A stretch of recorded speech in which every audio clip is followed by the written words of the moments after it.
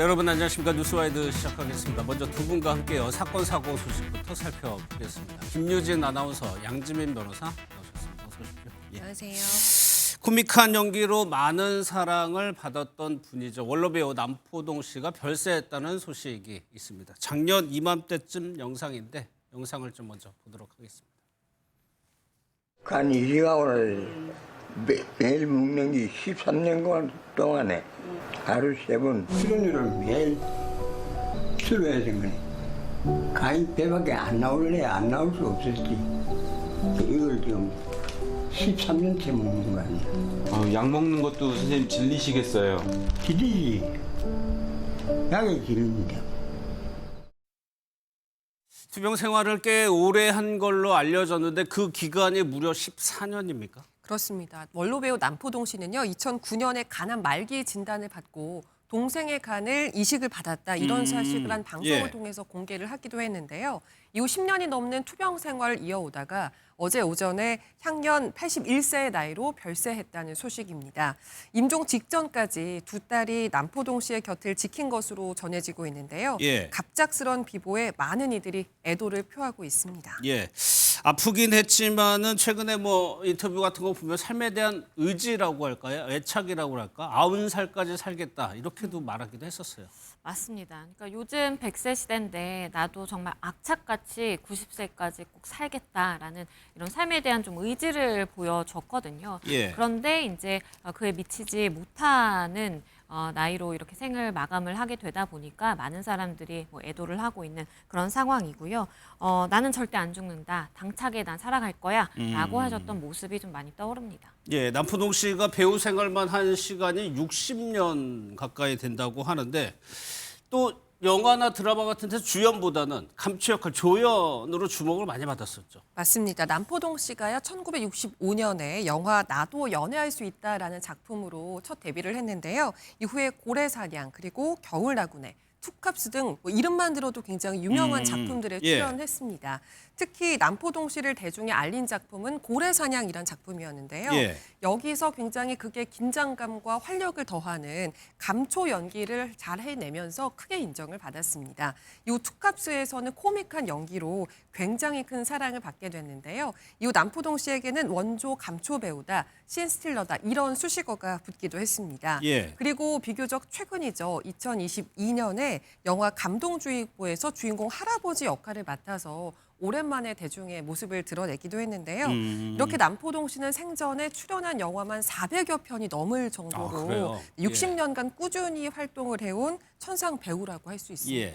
신스틸러가 그야말로 딱 적임자인 배우인데 당시에 인기가 뭐 저희가 가늠은 안 되지만 어느 정도나 됐었습니까? 일단 남포동 씨가 한 방송에서 직접 밝힌 바에 따르면 예. 광고가 워낙 많이 들어와서 6개월마다 차를 바꿀 정도였다고 하더라고요. 그래요? 예. 근데 그 정도로 경제적으로 굉장히 풍족했다는 얘기인 것 같은데 남포동 씨는 전성기 시절에 마이크만 한 번 쥐면 그게 다 돈이었다라면서 하루 수입이 1,000만 원이었던 적도 있다. 하루 수입. 네, 그런 얘기도 했었던 적이 있어요. 이게 1,000만 원이면 지금으로 봐도 굉장히 큰 돈인데 그쵸. 뭐 당시의 1,000만 원은 상상할 수도 없는 그런 엄청난 액수였을 것 같습니다. 그러면서 남포동 씨는 그때 그 돈을 다 모았다면 빌딩도 몇 개 갖고 있었을 건데 예. 뭐 이렇게 화려했던 시절을 회상을 하기도 했는데요. 그러면서 당시에 이렇게 돈이 마를 날이 없다 보니까 주변에 돈을 탐내는 사람들도 많이 그렇죠. 꼬였다고 예, 예. 하면서 굉장히 씁쓸해하기도 했습니다. 예.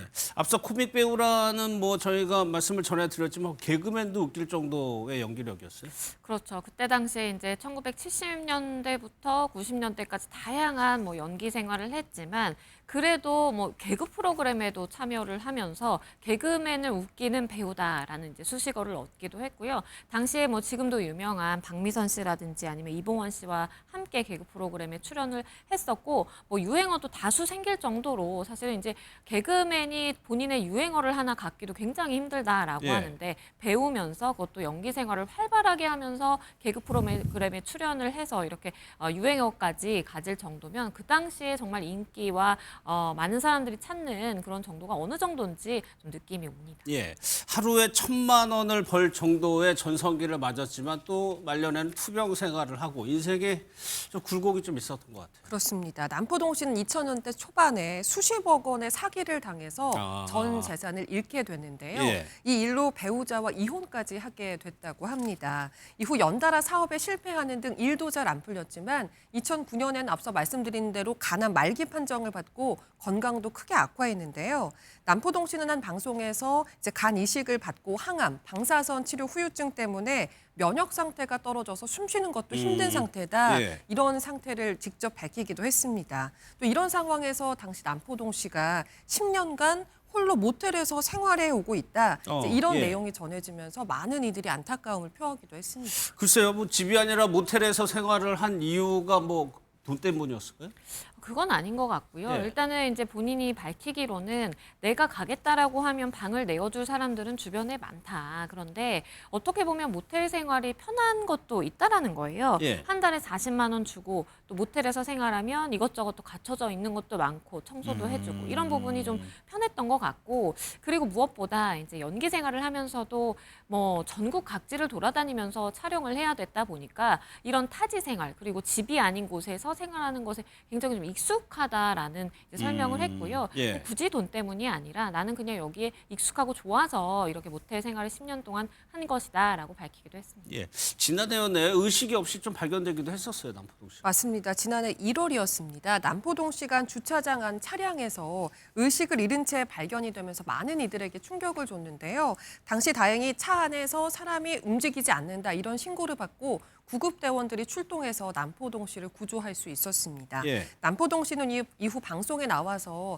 당시의 심경에 대해서 직접 밝히기도 했는데요. 그 당시 일주일 동안 삶에 대해서 고민을 했다. 건강 악화와 부모님 산소를 자주 찾아뵙지 못했다는 죄책감 때문에 삶을 등지려고 했었다. 이제 이런 이야기를 털어놓기도 했습니다. 하지만 앞으로는 당차게 살겠다. 이제 이런 의욕에 찬 모습을 보여줬었는데 오늘 이렇게 또 안타깝게 비보가 전해지게 된 예. 겁니다. 두 딸이 이제 남포동 씨의 마지막까지 임종을 지켰다는 소식을 전해드렸는데 그래도 이제 딸에 대해서 항상 미안한 마음을 보였더라고요. 그렇죠. 그리고 좀 사연이 있습니다. 아, 예. 남포동 씨가 이제 결혼을 2번 했는데 그때 이제 딸들과 좀 헤어지면서 첫째 딸과는 그래도 교류와 왕래가 있었는데 둘째 딸과는 오랜 시간 동안 보지 못한 것 같아요. 그러다 보니까 한 방송 인터뷰에서 내가 죽기 전에 이 둘째 딸을 과연 볼 수 있을까라는 이야기도 한 적이 있고 그리고 본인이 이제 간암 말기여서 간 이식 수술을 받아야 됐을 때 사실은 딸로부터 이식을 받을 수도 있었지만 결혼을 안 한 상황이었기 때문에 그렇게 수술을 한다라는 것이 너무 미안해서 도저히 받을 수가 없었다. 그래서 남동생으로부터 이렇게 받은 사연을 공개하기도 했습니다. 예. 다음 사건은요. 왜 이런 일이 지금에서야 알려졌을까 의심이 들 정도로 좀 충격적인 내용인데 강원도 양양의 한 공무원이 수개월간이요. 환경미화원을 괴롭혔다는 내용인데 이게 좀 괴롭힌 정도가 심한 것이 계엄령 놀이 이런 말까지 나올 정도예요. 그렇습니다. 가해자는 양양군 소속의 7급 운전직 공무원 A씨였습니다. 이 A씨는 수개월간 환경미화원들을 정말 말도 안 되게 괴롭혀 왔는데요. 몇 가지를 꼽아보자면 이런 것들이었습니다. A씨는 자기가 투자한 주식이 떨어지면 미화원 한 명을 골라서 폭행을 했다고 하고요. 또 주식장에서 빨간색은 주가가 오르는 걸 의미하고 파란색은 떨어지는 거잖아요. 그러니까 어떤 날은 자기가 산 주식이 올라야 한다면서 미화원들에게 빨간 속옷을 입어라. 이런 황당한 지시까지 했다고 합니다. 예. 또 미화원들의 체력을 키워야 한다면서 청소차에 태우지 않고 일부러 차를 출발시켜서 뛰게 만드는 식의 괴롭힘도 있었다고 하는데요. A씨는 이 같은 괴롭힘에 대해서 스스로 계엄령 놀이라고 칭하면서 예. 피해자들에겐 자신을 교주라고 불러라. 이제 이런 강요까지 그래요? 있었던 예. 것으로 알려지고 있습니다. 직장 내 괴롭힘의 정도가 상당히 심합니다. 왜 이렇게 될 때까지 양양군은 뭐 했는지도 궁금해지는데 먼저 이 공무원이요. 왜 이렇게 했다는 겁니까? 일단은 뭐 괴롭힘의 종류라든지 그 빈도라든지 정말 입에 담기 힘들 정도로 굉장히 다양한 것이 사실이고요. 예. 우선 본인이 투자한 주식이 좀 성과가 좋지 않으면 같이 죽자라면서 운전하던 그 환경미화 차량에 핸들을 그냥 놓기도 한 적이 있었다라고 하고요. 예. 뭐 이불을 속에 들어가게 해서 정말 발길질을 하는 그러한 가혹행위까지 일삼았다라고 합니다. 예. 일단은 뭐 이유를 물었는데 본인이 해명을 하는 것은 이렇게 차를 일부러 일찍 출발시켜서 뛰게 한 건 체력 단련이었다라고 이야기를 하기도 하고 빨간색 속옷을 입게 강요한 건 소속감을 위한 것이었다라고 하는데 이것이 피해자 입장에서 과연 납득이 될 만한 설명인지는 의문입니다. 예. 그런데 환경미화원을 왜 괴롭혔을까? 뭐 물론 약자여서 그렇겠죠. 그렇죠. 피해를 입은 환경미화원들이요. 대부분 6개월 계약직이었어요. 그러다 보니까 신분상의 그런 불안정성이라든지 아니면 당신들의 그러한 신분상의 불안정성을 내가 얼마든지 좌지우지할 수 있다라는 생각으로 이렇게 콕 골라서 괴롭혀 왔던 것으로 파악이 되고 있는 상황이고요. 예. 당시에 이제 계약직 신분이었기 때문에 공무원을 상대로 감히 맞선다라든지 어떠한 뭐 항의, 뭐 일종의 이의 제기를 하기는 굉장히 어려운 그런 상황이었던 것으로 보이고 다만 양양군이 이러한 괴롭힘의 사실을 알고도 아무런 조치를 취하지 않은 것 아니냐라는 예. 의혹이 사실 불거져 있는 그러한 상황이고요. 쉬쉬하던 양양군이 결국에는 이 내용이 보도되고 논란이 많이 커지게 되다 보니까 우리 이 공무원과 환경미화원들 분리 조치를 했다. 그리고 엄정하게 징계하겠다라고 밝히고 있는 상황인데 좀 뒤늦은 그러한 입장 표명이 아닌가라는 생각도 듭니다. 예. 체력 단련이고 소속감이라고 해명을 하는 거 보니까 지금 이 사람이 상황인식이 어떤지는 대충 감이 오실 것 같아요. 그러다 보니까 양양군에 대해서 게시판 같은데 뭐 난리가 났죠. 네, 들끓고 있다라는 표현이 아주 적절한 것 같습니다. 게시판이 지금 난리가 났는데요. 2025년 대한민국 공무원이 할 행동이냐 말이 안 나온다. 아이들이 이런 걸 보고 뭘 배우겠느냐. 이런 항의 글과 함께 이번 사태와 관련해서 제대로 처벌을 해야 한다. 이런 내용의 가해자 A씨에 대한 엄중 처벌을 촉구하는 내용의 그런 글도 무려 100건 이상 올라오고 있는 예. 상태라고 합니다. 예.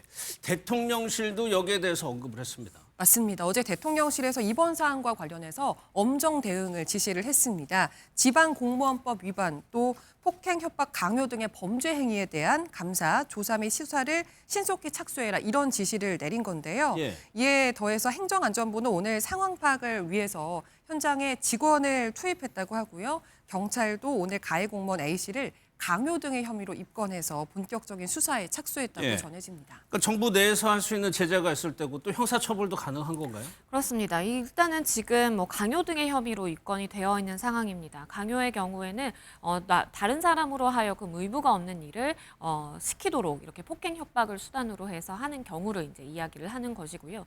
당연히 직장 내 괴롭힘에도 해당할 수 있겠습니다. 근로기준법 위반으로 처벌을 받게 되는 것이고 그 외에 별개로 이제 직장 내에 징계가 내려질 수 있는 사안이기 때문에 아마 이 정도의 사안은 피해자들이 용기를 가지고 적절한 그 피해 사실관계를 진술을 한다면 충분히 형사처벌과 징계가 내려질 수 있는 사안으로 보여집니다. 알겠습니다. 다음은 아파트 단지에서 배달기사와 관련된 사건인데 일단 좀 영상을 보도록 하겠습니다.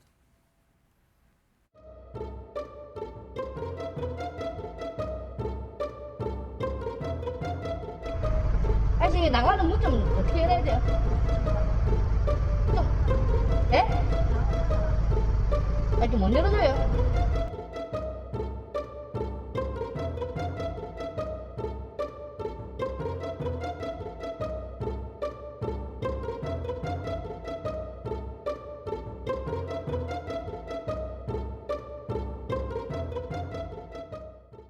영상에서 말을 거는 사람이 배달기사입니다. 경비원에게 이제 배달을 한 것 같아요. 나가려고 하니까 좀 문이 닫혀 있었나 봅니다. 맞습니다. 이게 최근 부산 동래구의 한 아파트에서 벌어진 일인데요. 배달 기사가 아파트에 뭔가 이제 음식을 배달한 이후에 나가려고 공용 현관 문을 여는데 이 문이 안 열리는 거예요. 네. 그래서 경비원에게 이 문을 좀 열어달라 이렇게 요청을 했는데 열어줄 수 없다는 답이 돌아왔습니다. 이 배달 기사가 이제 다음 배달 시간이 촉박해서 빨리 가야 된다. 그렇겠죠. 예. 문을 좀 열어달라 재차 부탁을 했지만 경비원은 아무나 나갈 수 없다. 입주민이 나갈 때까지 기다려라. 이렇게 답하면서 끝까지 문을 열어주지 않았다고 합니다. 그럼 배달기사는 나온 겁니까? 문이 열릴 때 이렇게 나온 거예요? 나오긴 나왔는데요. 예. 문을 통해서 나온 게 아닙니다. 결국은 문을 끝까지 열어주지 않아서 철제 울타리라고 하죠. 담을 넘어서 결국은 빠져나올 수 있었다는 설명인데요. 예. 해당 배달 기사는 10년간 배달 일을 해왔지만 이런 경우는 처음이라 너무 어이가 없었다라면서 황당하다는 반응을 남겼습니다. 예. 일단은 요즘에 좀 신축 아파트들이 이렇게 경비가 삼아온 것이 있긴 하지만 경비원이 왜 문을 안 열었는지 좀 이해가 안 되네요. 그렇죠. 그러니까 분명히 이제 경비원의 입장에서는 입주민이 열어주면 나가라라는 취지로 이제 설명을 했던 것 같은데 예. 그것을 두고 갑로들박이 벌어질 수밖에 없는 상황인 것이죠. 일부 누리꾼들은 들어오는 거를 막는 거는 이해가 가는데 그렇죠. 나가는 걸 왜 막냐 이해가 되지 않는다라는 입장도 있고요. 그리고 저렇게까지 과한 보안이 필요한 것이냐. 그리고 사실 배달 기사가 들어왔다라는 것은 입주민들의 어떠한 편의를 위해서 배달을 하고 나가는 거잖아요. 예. 그렇기 때문에 이것이 참 부당하다라고 이야기를 하는 목소리도 있고 반면에 신축 아파트는 원래 앱에서 이거 나가는 걸 설정을 해줘야 되기 때문에 그걸 설정을 안 해주고 그래요? 나가게 못한다라고 한다면 사실은 이거 기다려야 되는 게 맞다라는 의견도 있고 배달을 한 집에 열어달라고 얘기를 하는 것이 원칙이다라는 의견도 있어서 네. 갑론을박이 벌어지고 있는 상황입니다. 그 요즘 신축 아파트는 뭐 앱이 있다는 얘기는 들었습니다. 그 앱이 없으면 못 나가는 거예요? 저도 신축은 안 살아봐서 잘 모르겠지만 예. 요즘은 아무래도 사생활이나 보안 문제 민감하다 보니까 그런 부분을 보호하기 위한 방향으로 시스템이 많이 전환이 되고 있는 모양입니다. 예. 요즘은 스마트폰 어플과 연동이 된 출입 시스템 도입하는 신축 아파트가 굉장히 많은 추세라고 하는데요. 그러니까 어플을 통해서 공용 현관을 열고 또 엘리베이터를 호출할 수 있는 기능도 있다고 해요. 여기에서 또 더 나아가서 네. 얼굴이나 QR코드를 인식해야지만 문이 열리는 경우도 있다고 하더라고요. 그렇습니까? 그 정도로 보안이 좀 강화되는 추세인 것 같은데요. 예. 근데 사실 이렇게 되면 입주민들 입장에서는 보안이 강화되니까 좋죠. 안전할 수 있다는 점. 그리고 또 본인들은 출입이 어렵지 않으니까 불편함을 겪을 일도 없겠죠. 다만 택배나 배달 기사 분들 외부에서 오시는 분들은 굉장한 불편함을 느낄 것 같은데 예. 그렇기 때문에 외부에서 정말 배달 시스템, 배달 서비스를 제공을 받고 싶다면 이런 부분에 대한 대책은 반드시 마련이 돼야 되지 않을까 싶습니다. 뭐 경비원 분들도 안 열어준 이유가 아마 있었을 것 같습니다. 다음은 이제 재판 내용 살펴볼 텐데 오늘 이제 여인영 전 사령관이 참석을 해서 이제 증인으로 증언을 하고 있는데 먼저 영상을 보고 어떤 내용들이 있었는지 살펴보겠습니다. 저는 삼성 장군이고 국군 방첩사령관이고 대통령님은 국군 통수권자십니다. 편한 사이가 아닙니다. 굉장히 부담스럽고 어려운 자리입니다. 제가 어떻게 감히 국군 통수권자를 뭐 그렇게 편하게 대했다? 그건 완전히 잘못 알고 계신 겁니다. 군인들은 명령에 따랐습니다. 이것은 변명하는 게 아닙니다. 비상계엄이라는 국군 통수권자께서 내리신 그 명시적이고 공개적인 명령에 따르지 않은 군인은 제가 볼 때는 없습니다. 왜 보냈습니까? 왜 보냈냐고요? 네. 저는 이 지시에 따랐습니다. 쭉 말씀드린 대로 제 상관의 지시에 따른 것입니다. 그 상관이 누구냐는 말하기가 어렵습니까? 아니 상관은 당연히 장관이시죠. 그냥 가라 그러지는 않았을 거 아닙니까? 그 부분도 형사재판에서 제가 자세히 말씀드리겠습니다. 네, 네 분과 정치권 소식까지 짚어보겠습니다. 김종국 전 민주연구원 부원장, 이승훈 민주당 전 전략기획 부위원장, 서정욱 변호사, 정광재 전 국민의힘 대변인 나오셨습니다. 어서 오십시오. 예. 안녕하세요. 오늘 윤석열 전 대통령 재판에 여인영 정 반첩사령관이 증인으로 출석을 했습니다. 여 전 사령관이 비상계엄 당시에 굉장히 여러 부분에서 이름이 거론되고 실질적으로 핵심적인 역할을 했다는 의혹도 있고 해서 굉장히 좀 중요한 증인이죠. 예, 뭐 핵심적인 인물이라고 볼 수 있죠. 과거에 전두환 같은 경우도 마찬가지입니다만 보안사령관을 했었고 보안사령관이 합동수사본부장을 한 거니까 예. 실질적으로 그렇죠. 비상계엄이 벌어지게 되면 예. 가장 핵심적인 역할을 할 수 있는 게 이 후신인 방첩사라고 볼 수밖에 그렇죠. 없고 전신 이제 보안사입니다. 그렇죠. 그리고 예. 또 여인영 전 사령관 같은 경우는 계엄 포고령 초안에 관여했다는 얘기가 나오는 상황이고 또 하나가 이제 체포 명단과 관련해서도 방첩사에서 전파가 됐었기 때문에 예. 그다음에 선관위하고 국회에 또 군대를 출동시킨 게 있지 않습니까? 그런 그렇죠. 측면에서는 예. 또 이제 보다 더 중요한 건 이제 대통령, 김용현, 여인영은 다 또 같은 고등학교 출신이라는 측면들이 같기 때문에 예. 이 비상계엄, 불법적인 비상계엄의 가장 많은 내용들을 알 수 있는 인물군 중에 한 명이다. 그러니까 김용현과 여인영은 가장 중요한 인물이기 때문에 입을 열어야 되는데 예. 오늘 같은 경우도 입은 안 연 것 같은 느낌이 들고 일부를 빼고는 그래서 실체적 진실을 밝히기 위해서는 여인영 전 사령관이 이 부분과 관련해서 어떤 얘기를 할 것인가 예. 이런 부분들이 아마도 되게 중요한 향배가 될 것 같은데 오늘 뭐 나온 내용 봐서는 별다른 내용은 나오지 않은 것 같다는 느낌이 들긴 합니다. 그러니까 오늘 내용은 형사재판하고 관련이 있기 때문에 증언을 거부한다는 표현이 있던데 뭐 유일하게 얘기한 내용도 있습니다. 일단은 형사재판 본인이 형사재판 걸려 있으면 오늘처럼 저렇게 증언 안 해도 되는 겁니까? 그렇죠. 뭐 증언 거부권을 행사할 수 있기 때문에 예. 그 질문 하나에 따라서 거부할 수가 있고요. 사실상 본인이 만약에 이걸 계획적으로 준비를 했고 체포명단 14명도 내 핸드폰에서 압수수색이 돼서 나왔는데 이것도 맞다. 예. 한동훈 전 대표, 이재명 대표, 뭐 우원식 의장 체포하려고 그게 했다라고 핵심이죠. 하면 예. 엄청나게 불법인 거잖아요. 예. 국회는 물러나게 할 목적이고 야당 대표, 여당 대표, 국회의장까지 체포하려고 하는 거고 이게 다 불법이기 때문에 내일한죄가 성립될 여지가 굉장히 높고 또 중요 임무 종사와 관련해서도 넘버 2라고 하잖아요. 김용현 장관, 여인영 전 방첩사령관 이 두 명이 가장 중요한 역할을 맡았기 때문에 아주 형이 세게 처벌될 위험성이 있습니다. 그래서 아마도 이 체포 명단 14명이 인정될 경우에는 뭐 본인들에 대한 형은 아주 높아질 것으로 우려하기 때문에 유죄가 인정될 줄 알면서도 1%의 가능성에라도 기대는 것 같아요. 그래서 끝까지 부인하는 것 같은데 뭐 부인한다 할지라도 홍장원 전 차장이 직접 들은 거잖아요. 여전 사령관한테 들었다고 그랬죠. 들었고 통화에서. 그걸 메모했고 여전 사령관의 핸드폰에도 그런 메모의 조각들이 다 14명 명단이 나왔고 홍장원의 그 지렁이 글씨라고 하지만 그 14명과 여 전 사령관의 핸드폰에 있는 14명이 일치하거든요.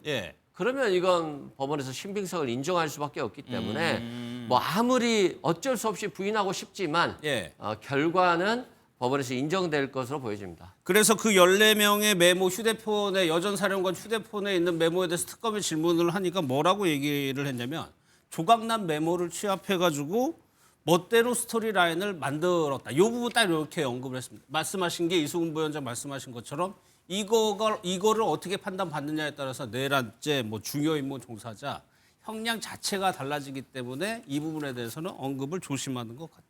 그걸 좀 염두에 두고 보셔야 될 것 같아요. 유일하게 언급한 부분이 작년 5월, 6월 한 6개월 전이죠. 계엄 있기 전에 3명이 삼청도 안가에서 만났다는 거예요. 이 얘기는 어느 정도 나오긴 했는데 좀 더 구체적으로 얘기한 게 여전 사령관 입장에서 얘기하는 겁니다. 무릎을 꿇고 그러니까 계엄 얘기를 하길래 윤 전 대통령이 무릎을 꿇고 군이 거기에 준비가 안 돼 있다는 취지로 읍소를 했다고 얘기를 했거든요. 네, 뭐 여인영 전 방첩사령관이 그 자리에 모인 3명과 충암고 동문이죠. 근데 윤석열 전 대통령이 당시에도 비상대권과 관련한 얘기를 했고 그 비상대권과 관련한 이야기를 하다 더 나가서는 계엄과 관련한 이야기까지 했다는 거예요. 계엄이란 단어도 나왔다고 그랬어요. 네. 그 계엄이 현실적으로 불가능하다는 점을 군에 있는 당사자로서 얘기를 한 것 같아요. 그러나 그때 당시에 본인이 한 얘기를 종합해 보면 이것이 윤석열 전 대통령에게 다소 좀 무례한 얘기로 들릴 수 있을 것 같아서 뭐 무릎을 꿇었다라는 얘기를 하고 있는 거예요. 그러니까 윤석열 전 대통령은 당시에도 이런 생각을 하고 있었지만 본인은 이게 군 그 체계상 현실적으로 어렵다라는 이야기를 완곡히 드렸다는 거죠. 그런 걸 보면은 이제 계엄과 관련해서 사전에 뭐 논의가 있었느냐 그런 것들이 지금 중점이 되고 있잖아요. 수사 과정에서도 그런 부분과 관련해서는 오히려 저 윤석열 전 대통령에게 유리한 증언은 아니었다고 생각합니다. 그러니까 서정욱 변호사 방첩사령관이라는 역할 계엄을 하려고 내가 생각을 하고 있으면은 예전에 기무사, 보안사 역할을 하는 방첩사 필요하죠. 그러니까 계엄 한 6개월 전부터 방첩사령관을 불러가지고 김영원 장관이랑 무언가 대통령이 얘기를 했다. 계엄이라는 얘기가 나왔다. 모의한 거 아니냐 이렇게 추정도 가능하거든요. 지금 이제 여인영 사령관 어머님은 이 충격으로 돌아가시고요. 저 아버님하고 저 수시로 소통을 하고 하는데 상당히 억울한 게요. 여인영 사령관은 계엄을 반대했던 것 같아요. 지금 현 상황에서 이게 계엄이 성공할 수가 없다. 이런 식으로 그 반대했던 입장이고 준비가 전혀 안 된 상태였다. 이렇게 보이고요. 그다음에 본인이 억울한 게 그 이름을 명단을 불러준 거는 맞아요. 홍장원 차장이나 조지호 청장한데 근데 그게 위치 추적이라고 돼 있습니다. 이 위치 추적하고 체포를요 교묘하게 섞어버리는 거예요. 예를 들어 이게 계엄이 선포되면 이런 중요 인물들이 어떻게 움직이는지 동선을요 위에 보고를 해야 돼요. 그래서 한 몇 명씩 한 조가 돼서 이재명 대표는 어떻게 움직이고 우원식 의장은 어떻게 움직이고 한동훈 대표는 어떻게 움직이고 위치를 한번 추적해달라. 근데 처음에는 국정원이 그 기능이 있는 줄 알고 했더니 기능이 없잖아요. 그래서 경찰로 다시 조지호 청장한테 이야기한 거예요. 이걸 가지고 체포로 둔갑하니 이재명 대표만 체포하려도 100명 이상 듭니다. 100명이 가도 체포 못해요. 근데 몇 명이 가서 어떻게 체포를 합니까? 따라서 그 점을 상당히 억울하게 지금 생각하고 있다고 합니다. 지금 여전사령관 측에서는 위치 파악이라고 예. 주장을 하는군요. 예. 그게 윤 전 대통령에 싹 다 잡아들여고 결부시키면은 위치 파악을 해서 잡으라는 걸로 해석이 되는 거예요. 그러니까 위치 파악을 하면 안 되는 거예요. 그 상황에서 왜 위치 위치 파악을 파악 합니까? 조차도? 자체도 안 되는 거죠. 그러니까 불법적 행위예요. 그리고 명단을 줬다, 위치 파악을 한다. 저는 그 말은 동의할 수 없는 측면들이 꽤 있어요. 왜냐하면 이 내용과 관련해서 경찰에도 전화를 했어요. 방첩사 과장이 전화를 했습니다. 근데 방첩사 과장이 누구한테 얘기를 들었느냐? 방첩사 수사단장한테 얘기를 들었다고 얘기해요. 김대우 수사단장은 또 누구한테 들었느냐? 여인영 사령한테 얘기를 들었다고 얘기해요. 그러면 경찰이 이걸 준다는 게 위치 추적하라는 얘기예요? 잡아들이라는 얘기나 막으라는 얘기밖에 안 되는 상황인 것이고 본인 스스로도 명단이 있다라는 것을 다 진술을 했던 측면들이 분명히 있는 것이고요. 그다음에 또 마찬가지입니다만 12월 18일 날 여인영 전 사령관이 한 얘기가 있어요. 윤석열 대통령이 평소 문제가 있다고 언급했던 사람들이다. 자기 입으로 얘기한 거예요. 문제가 있던 사람들에 대해서 왜 위치 추적을 합니까? 그냥 잡아들이라고 얘기한 거라 볼 수밖에 없는 거죠. 그러니까 본인이 지금까지 계속 얘기했던 진술 자체가 본인 지금에 와서는 자기가 이 재판과 관련해서 무죄나 또는 형을 낮추기 위해서 저런 얘기를 하는지 모르겠습니다만 과거에 이 명단이라고 하는 것이 평소 문제가 있다고 언급했던 사람들이라고 얘기하면 왜 그 사람들에 대해서 그런 명단을 만들어서 조치를 했을까? 그럼 윤석열 대통령이 위치 파악이나 해? 그러면서 홍장원 차장한테 싹 잡아들이라고 얘기를 했겠습니까? 앞뒤가 안 맞는 게 너무 많기 때문에 말씀을 드리는 거예요. 근데 그 부분은요. 대통령이 직접 정언했잖아요. 국정원이 대공수사권이 없어요. 그러니까 대공수사권을 줄 테니 방첩사가 도와서 방국가시에는 간첩을 이렇게 싹 잡아들이라 이런 뜻이고요. 대통령이 사람 이름을 구체적으로 언급한 게 없어요. 뭐 한동훈, 이재명, 우원식 이렇게 열 몇 명을 언급한 적이 없거든요. 따라서 저는 싹 다 잡아들이라는 대상이 그건 14명이 아니고 대공수사권 그렇게 방국가시를 간첩을 말하는 겁니다. 간첩을 그렇게 지금 다 거니까. 정언하고 있잖아요. 이제. 그렇게 주장을 하고 있죠. 아니 근데 제가 이제 그 여인영 휴대폰 메모라는 것에 나온 이제 명단을 말씀드리잖아요. 아니 최재형 목사가 거기 왜 나오겠습니까? 예를 들면 그다음에 또한 양정철이라는 인물이 거기 왜 나오겠습니까? 그러니까 도대체 윤석열 또는 김건희라는 두 사람을 제외하고는 나올 수 없는 명단들이 여인영 휴대폰 메모에 나왔기 때문에 그렇다면 이 내용 자체들은 어떤 형태로든지 무엇인가 상부의 지시를 받은 거 아니냐. 근데 여인영 전 사령관이 아까 말씀드렸듯이 평소 문제가 있다고 언급했던 사람들이다라고 얘기하니 윤석열 대통령이 언급한 인물을 적을 수밖에 없었다라고 저희는 판단하는 거고 그렇다면 그렇게 적었다고 얘기하는 건 불법적인 상황들을 지시했다라고 볼 수밖에 없다라는 말씀을 드리는 거예요. 관련해서 윤 전 대통령과 홍장원 전 차장이 그 얘기했죠. 여인영에게 다 떠넘기는 거 아니냐 이런 발언을 했었죠. 그때 영상을 보고 좀 더 짚어보도록 하겠습니다. 대통령도 총장까지 검찰총장까지 지낸 사람인데 이런 거를 여인영이한테 시키고 여인영이가 대통령 지시받아 이런 거를 증인한테 부탁한다는 건 이게 좀 연결이 좀 잘 안 되지 않습니까? 어떻습니까? 그 당시 느낌. 대통령이 지시하지도 않았는데 네. 일개 군의 삼성 장군인 밤쪽사령관이 이재명 야당 대표, 우원식 국회의장, 한동훈 여당 대표를 체포 구금해서 신문하겠다고 하는 거는 그러면 방첩사령관 혼자의 생각이란 말씀이십니까? 아니 그게 요지입니다. 그 실시간 위치 추적 부탁하는 거 보니까 이 친구 이거 좀 이상하네라는 생각이 들었으면 피고인 부하에게 책임을 전가하시는 건 아니죠? 아니 그 얘기를 하는 게 지금 아니에요. 서정욱 변호사님 말씀하신 이 주장을 이제 요약해서 말씀을 하신 거예요. 그런데 오늘 여전 사령관이 이 부분, 그러니까 자기가 무릎을 꿇고 뭔가 반대의 취지로 얘기를 했다는 것이 저 발언을 좀 의식한 측면이 있다고 보세요? 아니면 그냥 자기한테 유리하기 때문에 증언을 했을까요? 그걸 의식하진 않을 것 같고요. 본인은 고등학교 후배라는 거잖아요. 최대한 나는 군의 명령을 따랐을 뿐이다. 대통령, 군 통수권자의 명령을 따랐을 뿐이다. 그리고 군은 계엄을 준비하지 않는다. 계획범이 아니다. 예. 전에 안가에서 만나기는 했지만 대통령께서 그렇게 화를 내시면서 비상대권을 얘기해서 내가 구체적으로 안 된다라고 말했는데 생각해보니까 예의가 없는 것 같더라. 그래서 무릎 꿇고 빌었다라고 하는 거잖아요. 옛날에는 무릎 꿇고 빌어서 이 계엄을 하면 안 된다라고 했다는 거거든요. 그러면 그 안가에서 회동에 계엄을 하려고 하는 사전 모의 자리였다는 거잖아요.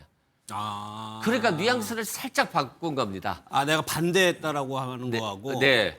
반대했는데 결국에는 계획적으로 이루어졌다면 본인이 적극 참여한 꼴이 되는 거잖아요. 그래서 술자리에서 대통령이 욱해서 얘기를 했는데 그래도 자신은 이러이러해서 계엄을 할 수 없습니다라고 했더니 생각해보니까 미안하다는 거예요. 군 통수권자에게. 그래서 무릎 꿇고 빌었다라고 하는 것이니까 그때는 그냥 우연한 그냥 얘기일 뿐이고 구체적이거나 계획적인 건 아니었다 이런 말씀 드리고요. 윤석열 전 대통령은 그런 거죠. 대공수사권 주겠다. 간첩 싹 잡아드리라고 했지 내가 언제 정치인 잡아드리라고 했냐라고 하지만 이 간첩을 결국에는 이재명 야당 대표나 우원식 의장을 간첩으로 본 거예요. 반국가단체 세력으로 본 거 아니겠습니까? 그때 야당을 그렇게 봤잖아요. 그렇기 때문에 그런 것이고 국회의원들은 계엄 해제 요구권이 있지 않습니까? 계엄 해제를 하려고 봤더니 포고래능에는 정치인의 정치 활동을 금하고 있어요. 그러면 계엄 해제 요구하러 국회에 가면 정치 활동이다. 그러니까 체포해라. 라고 하기 위해서 실시간 위치 추적을 요청했던 것이고 근데 위치 추적이 되나요? 뭐 방첩사도 그렇고 뭐 경찰도 그렇고 국정원도 그렇고 제정신이 아닌 거잖아요. 야당 대표, 여당 대표, 국회의장을 체포하라고 하니까 그러니까 이게 안 되는 거 아니겠어요? 그래서 윤석열 대통령이 내가 검찰총장까지 지낸 사람인데 이런 거 지시하겠어? 라고 하지만 차마 자기 입으로 지시 못하고 여인영 방첩사령관에 얘기했다가 이제 이게 들통나니까 자신은 모른다. 결국 홍장원 전 차장의 말처럼 여인영 전 방첩사령에게 책임을 전가하고 있는 거죠. 저게 이제 헌재에서부터 윤 전 대통령이 계속적으로 주장해 오는 내용이에요. 저는 근데 오늘 좀 이상적이었던 대목이 홍장원 전 차장도 방금 전에 일개 삼성장군이라는 표현을 썼고 여전 사령관도 오늘 내가 왜 무릎을 꿇었느냐. 일개 사령관이 대통령에게 뭔가 반대되는 것 같아서 자기가 무릎 꿇고 읍소했다고 얘기를 하거든요. 그러니까 상황을 돌이켜 보면 지난해 5월에 있었던 이 자리에서 얘기된 비상대권이라든가 계엄이라든가 이것은 구체적으로 이런 걸 해야겠다는 의식을 정한 건 아닌 것 같아요. 그런 얘기들을 여인영 전 사령관이 하고 있는 것이고 그게 왜 안 되는지에 대해서 그러니까 군의 전체적인 체계에 대해서 설명을 드렸는데 그것이 뭐 군 통수권자 또 본인의 뭐 고등학교 선배에게 이게 무례하게 들릴 수 있을 것 같아서 본인은 반대했다라는 의견을 얘기하고 있는 것 같아요. 근데 결국에는 우리가 지금 내란 재판 아니면 내란 관련한 특검이라고 하는 것 왜 하고 있는 겁니까? 이렇게 증언들이 서로 엇물릴 때 윤석열 전 대통령이 얘기하고 있는 것과 홍장원 전 차장이든 여인영 전 사령관이든 얘기하는 게 틀렸을 때 법원이 누구 말이 사실에 부합한 것인가를 판단하기 위해서 지금 특검이든 재판이든 하고 있는 거 아닙니까?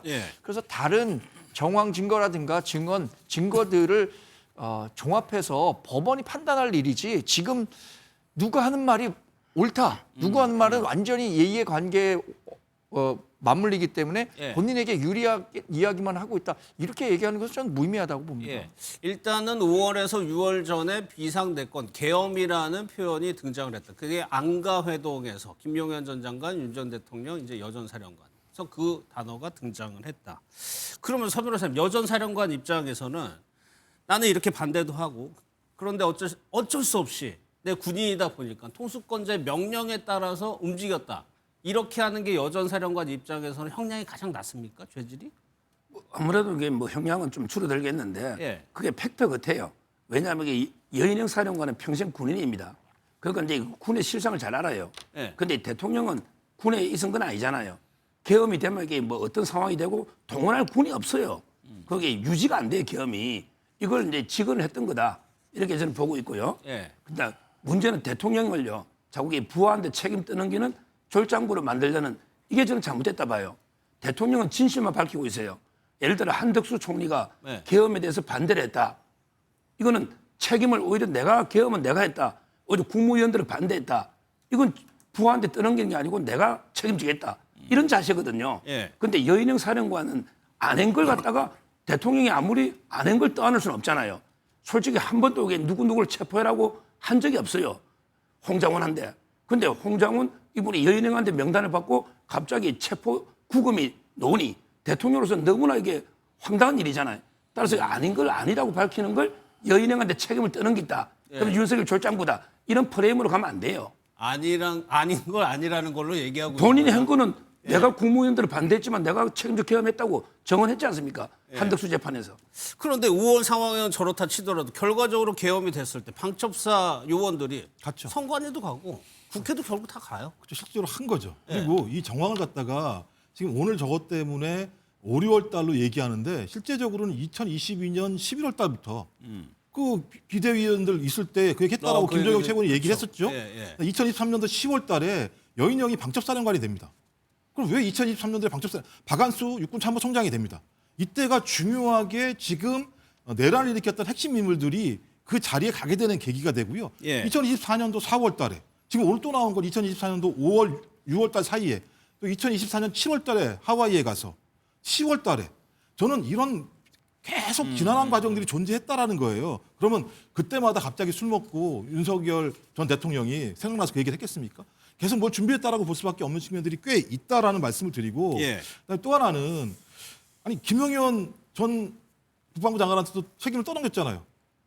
아니 그 여론조사 그 꽃 간 거도 마찬가지입니다만 내가 펄쩍 반대했는데 김영일이 보냈다고 얘기를 알아서 했었고 갔다는 취지로 여인영 사령관은 뭐 아무것도 몰라가지고 거기다 그런 거 전화했다고 얘기를 한 상황이고 또 강희구 전 부속석장 같은 경우도 마찬가지입니다만 나한테 보고도 안 하고 문서를 만들었다. 그러니까 자기의 가장 최측근들이 한 행위에 대해서 자기는 아무런 지시를 안 했는데 그런 일이 벌어졌다고 얘기하는 거예요. 전 그렇다면 홍장원 전 차장이 얘기하는 것도 피고인 당신 부하들한테 책임을 전가하는 거 아닙니까? 라고 저희는 물어볼 수 있는 거죠. 그것이 사실인지 아닌지는 모르겠으나 지금까지 윤석열 전 대통령이 법정에서 한 얘기들을 들어보면 자신은 잘못이 아무것도 없는데 부하들이 알아서 행위를 했다라고 지금 설명을 하고 있으니까 그걸 보고 있는 부하였던 홍장원 전 차장 입장에서는 속이 끓을 분노할 뿐인 상황이 벌어진 거죠.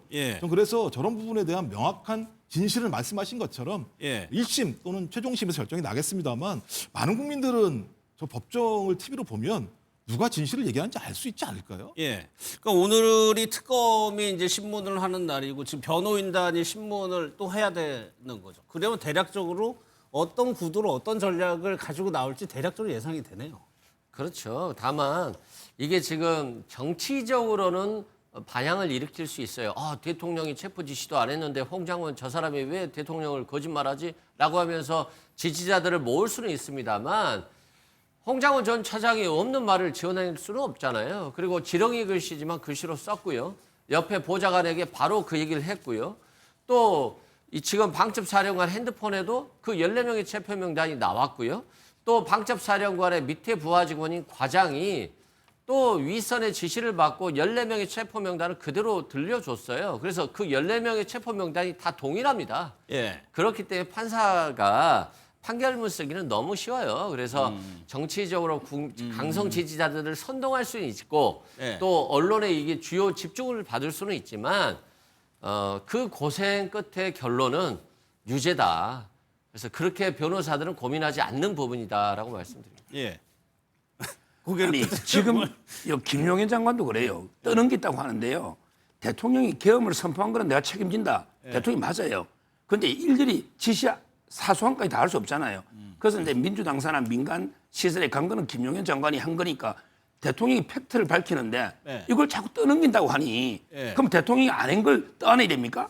그건 아니잖아요. 그게 이제 팩트냐 주장이냐. 아니 이제 왜 그걸 저희가 확인할 수 있냐면 CCTV에서요. 윤석열 전 대통령이 직접 문건을 줘요. 그럼 문서를 줬을 때 국무위원들한테 그냥 보세요. 읽어보세요는 아닐 거 아니에요. 이런 지침 대로 하세요라고 하는 지시를 내린 거잖아요. 그러면 우리는 추정해 볼 수 있는 거죠. 국무위원들은 윤석열 전 대통령에 의해서 국무회의 당일날 이런 일을 하라고 지시 받은 문서를 받은 거죠. 그러니까 국무위원들이 다 죄다 문서를 다 속인 거잖아요. 뒷주머니에 있는 이런 식으로. 왜? 그 문서는 부당한 비상계엄에 따른 조치들을 내가 실행했다라고 하는 것들을 입증하는 부분이기 때문에 근데 그전까지는 다 모른다고 그러다가 CCTV 나오니까 아무 얘기 못하는 상황이기 때문에 저는 문서를 준 행위까지도 윤석열 대통령은 그런 생각이 없었다라고 말씀하시는 건 좀 제가 볼 때 과하다 이런 생각이 드는 거죠. 알겠습니다. 또 하나의 김용현 전 장관의 이제 변호인단을 두고 논란이 많은데 오늘 재판부가 오늘 감치를 재집행하겠다고 밝혔습니다. 과거에 변호인단이 어떤 일을 한지 좀 영상을 좀 저희가 먼저 보도록 하겠습니다. 알겠습니다. 재판장님, 두 번째 잠깐만요. 잠깐만요. 이하상 변호사님. 예, 조지호 김봉식이가 구승기 검사 친구입니까, 재판장님? 해당 피고인의 설명을 왜 또 좀 조용히 계시더니 왜 호칭 가지고 또 그러세요? 아니 검사들이 애들입니까? 대한민국 일국의 서울 청장이고 본청 청장인데 이게 검사라는 자가 조지호 김봉식이가 조지호에게 검사는 검사라는 자라고 하셔도 되고 다른 사람에 대해서는 다 존칭을 붙여야 됩니까? 여기 조지호 김봉식 이렇게 이름을 부르는 건 아니죠. 구승기 검사님한테 구승기 불러본 적이 없습니다. 이름은 그냥 간단하게 빨리빨리 진행하려고 그냥 생략해서 부르는 거죠. 그리고 검찰 측에서도 그런 부분 감안하셔서. 이진관 판사가 이제 변호인단을 감치시키려고 하는데 신원 등록인가요? 그게 안 돼가지고 인적사항 때문에 감치를 못 시켰다고 했죠. 오늘 이진관 판사가요 적법한 절차로 인적사항을 확인하겠다고 얘기를 했습니다. 그러니까 감치 조치를 재집행하겠다고 얘기를 했는데 이수 그러면 이 적법한 절차로 인적사항이 확인되면 감치될 가능성이 높은 건가요? 무조건 감치되는 건가요? 가능성이 있죠. 예. 아니, 법원이 감치 결정을 하면 일단 감치가 됩니다. 그리고 나서 항고를 통해서 다시 다른 판사한테 결정을 받고 나올 수는 있지만 예. 일단 감치는 되고 당시에 구치소에서 인적 사항이 없다라고 해서 감치가 어렵다라고 한 것 보면 구치소 입장에서도 변호사다 보니까 예. 좀 부담스러웠겠죠. 그리고 판사가 결국에는 이진관 부장판사가 결국 감치 결정을 해제하는 것에 동의한 것 같아요. 예. 인적 사항이 없다는 구치소 말에 따라서. 그건 법정을 못 어긋했지만 그래도 변호사들이 좀 할 말은 할 수 있게끔 한다는 차원에서는 예. 무리하진 않았던 것 같아요. 예. 그런데 그렇게 해서 석방됐더니 바로 그냥 유튜브에 가서 이진관 판사에 대해서 그렇게 욕설이라든가 비방하는 얘기들을 하고 예. 하다 보니까 이거 안 되겠네 라고 해서 다시 감치 결정을 하겠다. 그럼 예. 인적사항 해서 다시 감치 결정을 하면 되는 것이거든요. 그리고 또 이거에 더해서 비공개 재판을 하는데 거기에 대해서도 공수처에서 봅시다. 직권남용입니다라고 하면서 법관을 모독하고 진행을 방해한 것 같아요. 또 그랬나 봐요. 별도로 감치 결정을 감치 재판을 하겠다라고 하니까 또 별도로 감치가 15일 이내에서 또 결정될 수가 있거든요. 예. 그래서 지금 이 변호인들이 실은 변호를 하는 것이 아니라 판사하고 감정 싸움을 통해서 자신들이 좀 정치적으로 부각시키고 싶은 입장인 것 같고 예. 유튜버에서도 슈퍼챗을 받는다라고 하니까 피고인 입장에서 보면 사실상 도움이 안 되고 오히려 피고인에게 형을 더 붙이는 꼴이 될 건데 예. 그럼에도 불구하고 정치적으로 하는 거 보면 좀 변호사로서의 직무를 제대로 이해하지 못하고 있는 거 아닌가 싶습니다. 예. 왜 그러는지는 뒤에서 한번 살펴보도록 하고 이 재집행하겠다. 그리고 별도의 감치를 또 하겠다고 오늘 얘기를 했습니다. 직접 한번 영상을 보도록 하겠습니다. 그 기존 길에 있었던 재판 과정에서 이제 감치 재판이 있었는데 관련된 감치 결정은 집행할 예정입니다. 그 감치 신문 절차는 비공개로 진행이 되었습니다. 그런데 그 신문 과정에서도 법정 모욕 행위가 있었습니다. 재판부를 향해서 해보자는 거냐, 공수처에서 봅시다. 이렇게 진술을 했습니다. 네, 이 부분은 기존의 감치 결정에 포함이 안 된 별도의 법정 질서 위반 행위입니다. 법정 모욕 행위입니다.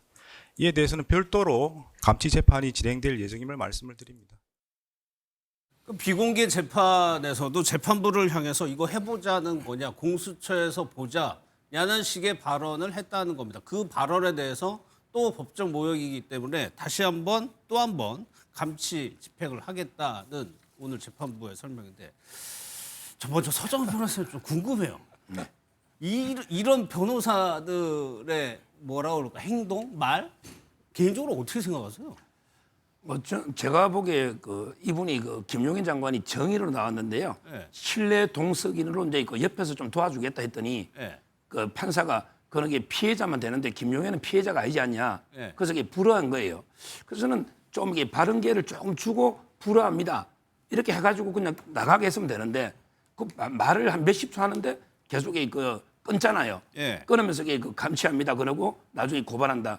그러다 보니까 이 감정 싸움까지 갔는데 근데 문제는 15일은 좀 과한 것 같아요. 저도 이 감치 결정을 많이 봤는데 제가 제일 본 게 일주일이거든요. 변호사들 감치되는 거 보셨어요? 저번에 우리 연세 드신 분이 일주일 감치를 한 게 있어요. 한 30분간 판사하고 막 싸우다가 몇 번 경고했는데 안 나가면 이게 뭐 며칠씩 하는데 감치가 최장 20일인데 근데 이 정도 발언 가지고 15일을 감치를 한 거예요. 그러니까 이제 또 갔는데 신원이 특정이 안 돼가지고 나왔는데 키 작은 뭐 앙증 쓴 사람 이게 특정이 안 되잖아요. 그런데 또 유튜브 방송에 진격의 변호사에서 판사 뭐 욕설 비슷하게 하다가 지금 이렇게 돼버린 거거든요. 근데 이번에 또 감치를 하면 감치 재판할 때 또 판사 모욕했다는 거잖아요. 그럼 이게 또 15일, 20일까지 하면 그럼 이게 문제는요. 김용현 장관 재판이 지금 직위원 재판부에서 윤 대통령하고 병합이 돼가 1월 달까지 끝나야 돼요. 그 선고가 2월 달은 해야 되거든요. 직위원 판사 떠나기 전에. 근데 변호인이 없으면 재판이 진행될 수가 없어요. 필요적 변론에서. 그 2명만 있는 건 아니잖아요. 근데 2명이 주 변호사예요. 5명이 등록은 돼 있지만 나머지 3명은 이게 저 2분이 주로 법정에 변호하는 분이에요. 따라서 저분들이 안 가면 그럼 이게 재판이 나머지 변호사가 못 가죠. 자기가 하던 게 아니니까. 따라서 저는 그 재판이 아주 지연되면 윤석열 대통령 재판까지 좀 이게 또 다른 큰 문제가 생긴다. 이게 지금 다른 재판부에서 한덕수 재판부에서 일어나고 있는 겁니다. 지연에 또 한 달 요인이 구속 될 때문에 수가 변호사가 있다. 없으면 재판이 그럼 그거 노린 건가요? 모르겠어요. 저는 뭘 노렸는지 제가 뭐 의도는 모르겠는데 하여튼 재판이요. 나 구속대가 변호사 없다. 그러면 김용현 장관 변호사 없다. 그러면 어떡할 겁니까? 또 이게 국선 부치되고 하여튼 변호사 등록은 로펌에 5명이지만 저 2명이 변호한 건 맞아요. 정말 어쨌든 이하상 변호사나 권우현 변호사가 보이는 모습은 좀 전혀 적절치 않다고 생각합니다. 변호사들이 사실 가장 지상 최대의 목적은 의뢰인의 이익을 최우선으로 하는 거예요. 그렇죠? 근데 지금 의뢰인 재판 과정에서 이런 모습을 연출하는 것이 김용현 전 국방장관에게 과연 도움이 되는가? 뭐 재판이 법리와 법원의 그 양심에 따라서 이루어지는 거지만 지금 이런 행동을 보이는 것이 이진관 재판장이 김용현 전 국방장관의 이 재판을 다루는 과정에서 유리하게 작용할 것 같습니까? 전 전혀 그렇게 하지 않을 것 같거든요. 이 두 분이 사실 저는 개인적으로는 정치 행위하고 있다고 봐요. 돌아가서 당장 하는 말이 뭐였습니까? 유튜브에 나가서 이기고 돌아왔다. 내가 이기고 돌아온 거 간증하겠다라고 얘기를 하잖아요. 근데 지금 이걸 이기고 돌아왔다고 할 수 있는 건가요?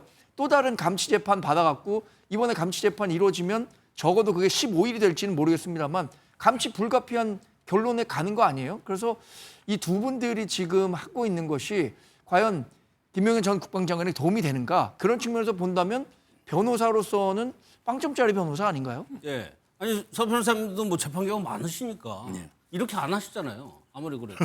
저는 뭐 판사가 하느님으로 생각하고 이런 일이 없는데 지금 걱정은요. 그 윤석열 대통령 재판이 지금 김용현 장관하고 이제 조지호 청장 3명이 병합돼서 1월 달에 마친다. 직위원 판사 그러고 있는데 변호인이 없으면 필요적 변론 사건이잖아요. 한 달 동안 변호인이 없을 때 김용현 장관 재판이 중단되면 이거 어떻게 하느냐.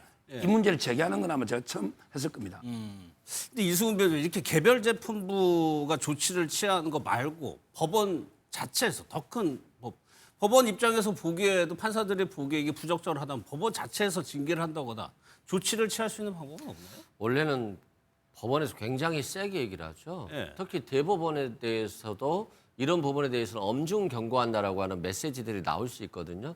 그런데 나오지 않은 것은 좀 애매한 상황이다라는 것을 반영합니다. 지금 대법관 중에 상당수는 윤석열 전 대통령이 임명을 하지 않았습니까?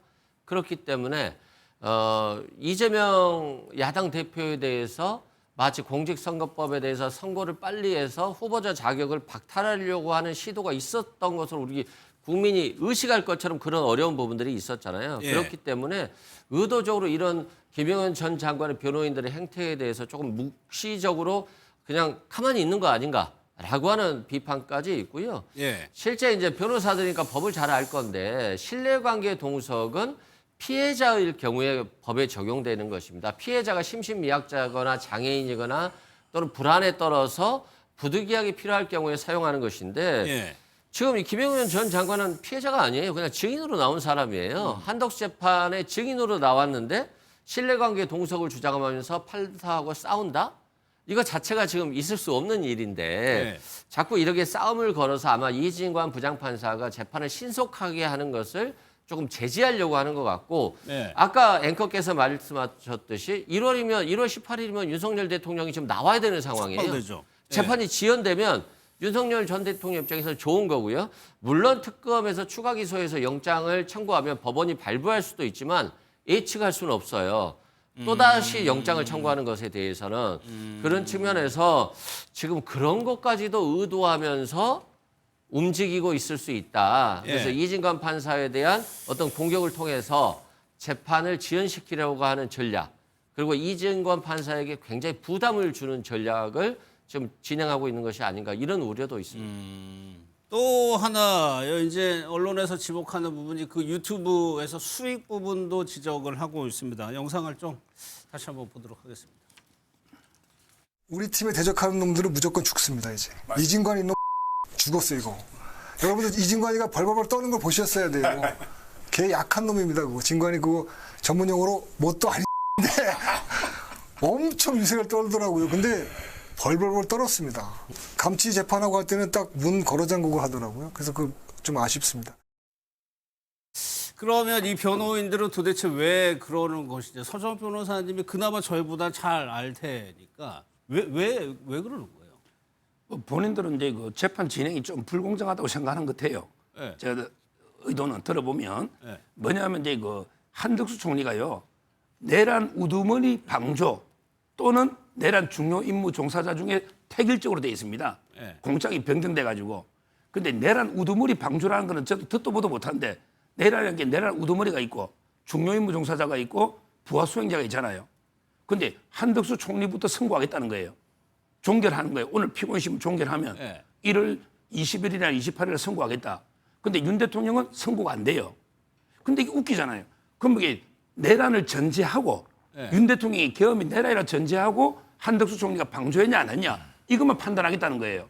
국무위원 9명만 정인 불른 거예요. 아니 그거를 왜 김영현 전 장관 변호인들이 본인들은 내란이 계엄이 내란이 아니라고 이제 변호하는데 이진관 재판부에서 재판할 때 계엄은 자꾸 내란이라는 식으로 계속 재판을 진행하니까 재판에 대한 불만이 엄청나게 많더라고요. 제가 취재해 보니 그래서 아마 이게 좀 이런 행동이 나온 게 아닌가 저는 이렇게 분석을 합니다. 그럼 의도적으로 항의를 하러 갔다는 얘기인가요? 뭐 그런 이제 재판 진행에 대해서 왜 공정치 못하게 예를 들어 추경호 원내대표가 묵비권 하니까 왜 묵비권 하느냐 이렇게 혼내고요. 또 이게 국토부 장관이 뭐 이게 장관들도 피해자다 하니까 판사가 혼내고 뭐 이런 식으로 이게 계속 이게 재판 진행이 계엄은 내란이라고 전제하고 한덕수 총리가 방조냐 아니냐 이것만 따지고 있으니 아마 저 재판부에서는 김용현 장관도 이게 내란이 계엄의 당사자니까 계속 그 지금 이렇게 서로 이게 다투고 있는 게 아닌가 이렇게 보입니다. 실제로 정광재 대표님 저런 식으로 이제 유튜브를 하고 그러면은 국민의힘 뭐 보수 강성 지지자들은 저런 모습을 좀 좋아하나요? 근데 저분들은 국민의힘 강성 지지자들도 아닌 것 같은데요. 보수 이분 자유통일당에서 대선 후보로 나왔던 분이에요. 그러니까 지금 이것을 국민의힘으로 연결해 갖고 설명하는 강경 보수? 대단히 우리로서는 부담스러울 수밖에 없는 거예요. 왜냐하면 가뜩이나 지금 우리가 나아가야 하는 정체성과 관련해서 논란이 막 한창 진행 중인데 이런 분들을 포용해야 하느냐 그렇지 않느냐를 두고 당내에서도 갈등이 있는 거 아닙니까? 근데 자꾸만 이런 모습들이 부각되는 게 제가 말씀드린 것처럼 국민의힘 분이 아니고 국민의힘과 자꾸만 연결되는 것 자체가 당으로서는 좀 부담스러울 수밖에 없는 겁니다. 예. 그러면은 일각에서는 슈퍼챗, 그러니까 유튜브에서 현금으로 이제 그 방송을 보시는 분들 실제로 현금을 주는 게 있나 봐요. 그 수익이 뭐 수백만 원이다라는 보도가 있었거든요. 근데 뭐 지금 보니까 한 400여만 원 되는 것 같은데 그거 받으려고 이렇게 한다라고 하는 건 제가 볼 때는 비용 대비 효과가 높지 않다라는 생각이 들고 그러니까 매우 좀 기괴한 재판을 하고 있는 건데 감치 명령을 받았는데 나와서 유튜브에 가가지고 그 재판관에 대해서 막말을 하고 서울지법에서 뭐라고 나왔냐면 위법 부당한 행위로 결코 용납할 수 없다라고 공개적으로 발표까지 했는데 또다시 비공개 재판에서 거의 조폭처럼 뭐 해보자는 거냐?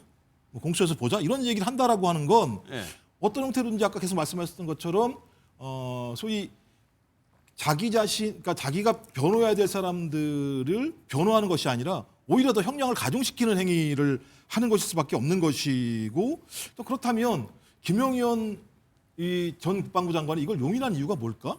전 그래서 추정해 보자면 그런 거죠. 어차피 나 같은 경우는 주요 임무 종사자이기 때문에 유죄가 나올 가능성이 높고 유죄가 나오면 상당히 높을 수밖에 없다, 형량이. 그렇다면 이 재판을 소위 형사재판으로 가져가서는 별로 효용이 없다. 네. 정치재판을 만드는 게 더 중요할 수 있다라고 판단할 수 있고, 정치재판을 통해서 자신들의 명분을 만들거나 지지층들을 모으는 작업들을 중심으로 이 재판을 하는 것 아닌가라고 하는 하나의 추정이 가능하고, 네. 또 하나의 추정은 어차피 김영현 전 국방부 장관 내가 변호해봤자 별로 나올 게 없으니까 내가 정치적으로 활용해보자, 변호사들이. 네, 이런 의도가 목적을 위해서. 예, 있거나. 예. 근데 제가 그 김영현 전 국방부 장관 재판을 매번 가서 이 방청하고 있는 특정 유튜브에 있는 어떤 기자한테 얘기를 들어봤는데 매우 계획적인 재판이 벌어지고 있다고 얘기를 하는 거예요. 그러니까 변호사 한 명이 막 얘기하고 눈치를 주면 옆에 있는 변호사들이 또 막 얘기를 하고, 또 막 얘기를 하게 되면 갑자기 방청석에서 이상한 소리가 나오고, 그다음 또 그 이후에 그런 일이 벌어지고 난 다음에 김영현 전 국방부 장관은 그 방청객한테 쌍따봉을 하는 이런 일들이 벌어지면서 재판 중이에요. 그러니까 사전에 조직적으로 이런 일이 벌어지는 거 아닌가라는 생각들이 많이 있기 때문에 재판 지연, 네. 그다음에 이것을 형사재판이 아니라 정치재판으로 만들어서 이슈화시키려고 하는 의도가 있는 거 아니냐. 저는 결론적으로는 저런 행위가 저렇게요? 저렇게 쌍따봉을 한 거예요, 방청객들한테. 근데 저렇게 해야 될 이유가 뭐가 있습니까? 본인이 뭐 잘한 겁니까? 방청객들한테. 저렇게 한 겁니다. 그래서 저는 모든 행위 자체가 사전에 기획된 것 아닌가라고 하는 추정들이 있기 때문에 형사재판을 하고 있는 게 아니다. 정치재판을 하고 있는 것이다. 근데 그 정치재판을 통해서 누가 도움을 받을지는 모르겠으나 말씀하신 것처럼 슈퍼챗으로 돈을 번 건 변호사들이고, 그다음에 이걸로 얼굴이 많이 팔린 사람들은 변호사기 때문에 네. 어떤 틀든지 지금 남는 장사란 건 변호사밖에 없다라는 측면에선 김영현 전 국방부 장관이 여기에 놀아나는 건지, 아니면 김영현 국방부 장관도 이걸 용인해 준 건지 알 수 없습니다만, 또 거기에 또 아까 말씀하신 것처럼 국민의힘 같은 경우는 괜히 옆에 있다가 또 돈 많은 적이 되는 상황이기 때문에 네. 저는 저 행태를 도대체 이해할 수가 없는 상황이에요. 그럼 저렇게 막 방청객들이 뭔가 뭐 야유 환호하고 저런 걸 제재할 수 있는 방법은 없나요? 마찬가지로 판사가 법정 질서 유지를 위해서 감치 명령을 내릴 수도 있죠. 그런데 판사가 자꾸 감치 명령을 내림에도 불구하고 계속적으로 저런 활동들이 벌어진다고 한다면 판사가 오히려 바보가 돼버리는 상황이 있을 수도 있거든요. 그래요? 그렇기 때문에 감치 명령이라든가 주의라는 것도 상대방이 들을 생각이 없어버리면 굉장히 부담스러운 상황이 될 수 있다는 측면이 있고요. 저는 저 변호사들이 스스로 가스라이팅 된 것 같아요. 네. 뭐냐면 네. 아니 자신들은 정말 이게 내란이 아니다. 정말 윤석열 전 대통령이나 김영현 전 장관이 무죄다. 억울하다라고 하는 생각을 깊게 갖고 있는 것 같아요. 그래서 자신들에 대해서 판사가 엄격하게 하는 것에 대해서 용납을 못하는 거죠. 그러면서 저렇게 마치 자신들이 구국 활동을 하는 것처럼 태극기와 성조기를 흔들고 있는 것이거든요. 네. 그래서 지금 저들은 재판을 하는 것이 아니라 정치를 하고 있다 이런 생각이 들고 예. 김영현 전 장관이 나이를 보니까 한 65세 정도 드셨더라고요.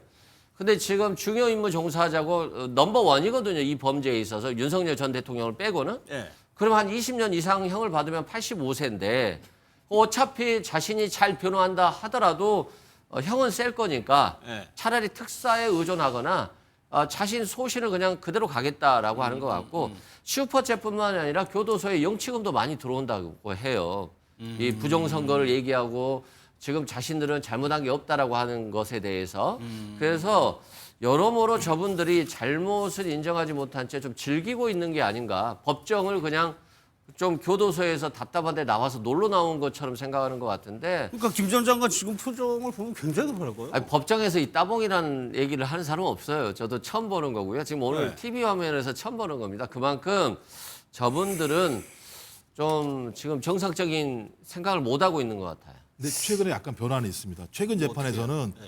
김영현 전 국방부 장관 자기가 봐도 이상했는지 말려요, 변호사들을. 그만 좀 하라고. 변호사들이 예. 약간 좀 오버한 그러니까 거면? 그 전까지 이해했는데 야, 이거 너무한데? 이렇게 가면 안 되겠는데라고 본인이 느낀 것 같아요. 그러니까 처음으로 제지를 하는 상황이니까 제가 볼 때 그러니까 제어가 안 되는 거죠.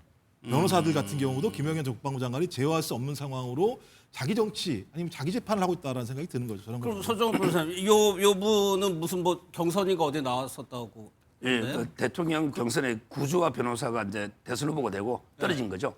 그러면 이분은 더 이상 이제 변호사로서의 커리어보다는 정치인으로서의 생각을 하고 있는 분입니까? 아마 이제 뭐 저는 뭐 충분히 정광훈 목사님 그 자유통일당이나 그 비례 후보로도 갈 수 있는 이런 분이긴 한데요. 근데 제가 이분을 뭐 꼭 변호한다기보다 이분이 김용현의 변호인이잖아요. 그러면 김용현 장관이 재판하고 있는 부가 직연 재판부입니다. 거기서 수많은 일들이 있었는데 한 번도 감치 결정이 없었어요. 근데 한덕수 재판에 정인하러 잠깐 갔다가 지금 이게 이런 감치 이런 게 나왔잖아요. 그럼 이게 직연 판사가 왜 감치를 안 했을까요? 저는 충분히 판사가 컨트롤해서 운영할 수 있는 상태였다. 오히려 이진관 판사 입장에서 좀 더 강하게 놓은 게 아닌가. 다른 재판부에서 저 김용현 장관 변호인이 이러니까 내가 이게 그 감치로 좀 엄하게 해야 되겠다. 이거는 저는 좀 잘못됐다 이래 봅니다. 이 재판방 한 번 놓은 거예요. 정의신문. 원래는 계속 변호는 직연 재판부에서 하는데 그 재판부는 감치 결정이 하나도 없었습니다. 또 하나요. 그 슈퍼챗 부분 뭐 서른한 사람들이 그거는요. 아니 요 정도면 금액이 굉장히 많은 거죠. 근데 이분들이 거의 무료로 합니다. 변호를 거의 무료로 합니다. 따라서 이게 돈을 받겠으면 변호사가요. 이렇게 할 수가 없어요. 왜? 하루 종일 이 사건만 변호해야 되잖아요. 근데 어떻게 돈을 보고 합니까? 거의 제가 보기에 서로 확신범이기 때문에 서로 사명감에 하는 거지 뭐 돈 보고 하는 건 아니다. 슈퍼챗은 그냥 반사적으로 좀 들어온 거지. 한 달 정도 감치되면서 400만 원 들어온다? 이걸로 할 변호사들 아니에요. 또 검사 출신이고. 아니 슈퍼챗이 이게 415만 원 들어오는 거는 일간 기준으로는 굉장히 많은 편이죠. 하루에 들어왔다는 거잖아요. 하루에. 근데 그날 하루만 들어온 거지 그 전날이나 다음 날을 또 이렇게 들어오는 게 아닐 뿐더러 유튜브에서 수수료를 많이 뗍니다. 슈퍼챗은. 그래갖고 전액 다 들어가는 게 아니기 때문에 저걸 뭐 경제적인 목적으로 한다고는 생각하지 않아요. 아까 전 두 분 말씀하신 거에 동의하는 부분은 이분들은 나름대로 본인들의 정치 행위를 하는 거예요. 본인들이 지지를 받으려고 하는 사람들이 이런 행동에 대해서 지지를 해주니까 그렇겠죠. 그것이 이제 확대 재생산된 것이라고 보고 제가 알기로는 이 이하상 변호사 같은 경우에 전광훈 목사와 상당히 긴밀한 관계를 유지하고 있는 것을 알고 있어요. 실제로 자유통일당에서 활동을 했었고 그러니까 이게 뭐 정치적인 공동체 또는 뭐 경제적으로도 뭐 송사와 관련해서 많은 변호를 할 수도 있기 때문에 그런 정치 경제적인 공동체 관계에 있는 건 아닌가라는 판단을 해볼 수도 있는 거죠. 아니 제가 왜 그런 생각이 들어요. 서정 변호사님 보니까 서정 변호사님 변호사 계속 해야 되니까 아까 판사를 존중하는 거고 이분들은 이 사건 말고 만약 변호사를 계속 하려고 하면 다른 사건 할 때 분명히 불리하게 작용을 할 수 있을 것 같은데도 이러는 거 보니까 변호사를 더 안 하려고 하는 게 아니냐 그런 생각이 들어서. 뭐 다는 아니겠지만 그 5명의 그 구성원 중에 뭐 아마 이제 뭐 이 변호사님은 그럴 수 있죠. 충분히 그 대선 후보까지 경선에 나갈 정도면 뭐 저는 정치 쪽에 뜻은 있다고 보고 있습니다. 알겠습니다. 또 하나요. 그러니까 그러다 보니까 이 변호인들도 이 이진관 판사에 대해서 법적 조치를 좀 시사했는데 직권남용으로 고발을 한다. 이승우 변호사 이런 것도 또 처음 보네요. 그러니까 지금 우리가 정치가 서로 간의 고소고발을 통해서 자신들의 격을 낮췄잖아요.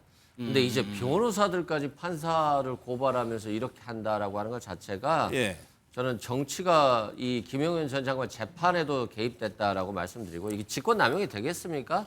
법정에서 소란을 피워서 퇴장해달라고 했는데 퇴장을 안 하니까 감치 명령을 내린 건데 이게 직권남용이 되면 이 어떻게 퇴장명령 자체를 내릴 수 없는 거죠. 그래서 저는 변호인단이 좀 자제했으면 좋겠고 이진관 판사도 법정을 운영하는 데 있어서 조금 더 엄격하고 조금 더 여유를 가지고 한다라고 한다면 좀 더 낫지 않을까 이런 생각이 듭니다.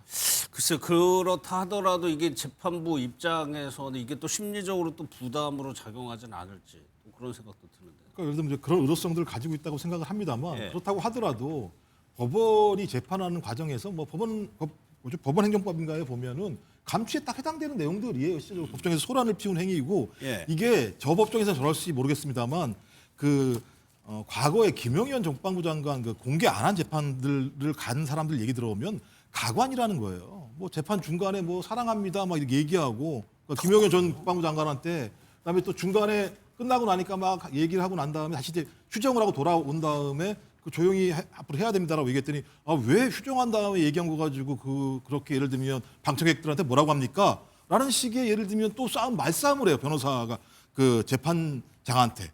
또 이런 일들이 반복적으로 벌어지다 보니까 증인신문 자체가 이루어지지 않아요. 증인신문 하니 안 한 일을 가지고 1시간, 2시간을 싸워요. 그래서 끝내 증인 진술이 안 돼요.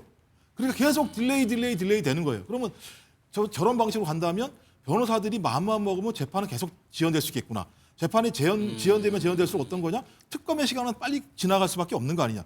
특검이 10월 달에 다 해산되는 상황이니까. 그렇다면 저건 매우 예를 들면 미리 어떤 판단된 작전들이 지금 진행되고 있는 상황이기 때문에 저런 부분들을 제어할 수 있는 유일한 방법은 법원이 가지고 있는 감치명령밖에 없다라는 거죠. 그러면 그 감치명령들을 직위원 재판관 같은 경우도 미리 했어야 되는 건데 그런 행위들 하나도 하지 않다 보니까는 계속 이런 것이 상례인 것처럼. 근데 변호사분들 다 말씀 들어보면 저런 재판 처음이래요, 자기들도.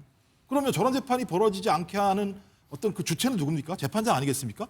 재판장이 저런 행위를 했다고 직권남용이라고 얘기하면 재판장은 아수라판이 될 수밖에 없는 거죠. 맘만 먹은 변호사들이. 그러면 정의의 판결의 법정이 만들어지지 않겠죠. 제가 정확히는 기억이 안 납니다. 저희가 앞서 영상에서 특검을 향해서도 뭐라고 하는 것 같은 모습이 아까 있었거든요. 그러니까 뭔가 얘기하면 거기에 대해서 항의를 굉장히 많이 하더라고요. 뒤에 호칭 안 붙인다고요. 왜 이름 세 자만 붙이느냐. 왜 뒤에 안 붙이느냐. 근데 제가 알기로는 법정에서 변호하고 그 검사가 신문할 때 같은 경우도 성명만 하는 경우도 분명히 있는 거잖아요.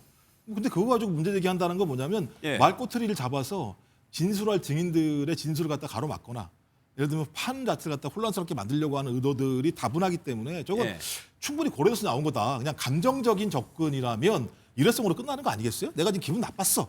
한 번으로 끝나는 건데 반복적인 행위를 했다라고 하는 건 재판 지연에 대한 고도의 생각들을 가지고 들어와서 제가 아까 말씀드렸잖아요. 한 변호사가 얘기해서 눈길 싹 주면 다른 변호사들이 계속 얘기를 한다는 것을 다 발견할 정도의 상황이니까 저건 지연 전술, 그다음에 아주 매우 고의적이고 계획된 전술들을 지금 짜고 나오는 거고 거기에 재판장이 휘둘리면 안 되는 상황인데 휘둘렸던 거고. 근데 이진관 부장판사는 거기에 휘둘리지 않고 맨 처음부터 그냥 그런 기초를 잡은 거기 때문에 저는 저런 행위들은 당연히 재판장이 판단해야 될 몫이 아닌가 생각을 합니다. 근데 저는 직위원 재판부가 이 부분에 대해서 뭐 책임이 있다라는 부분에 대한 동의하기가 어렵습니다.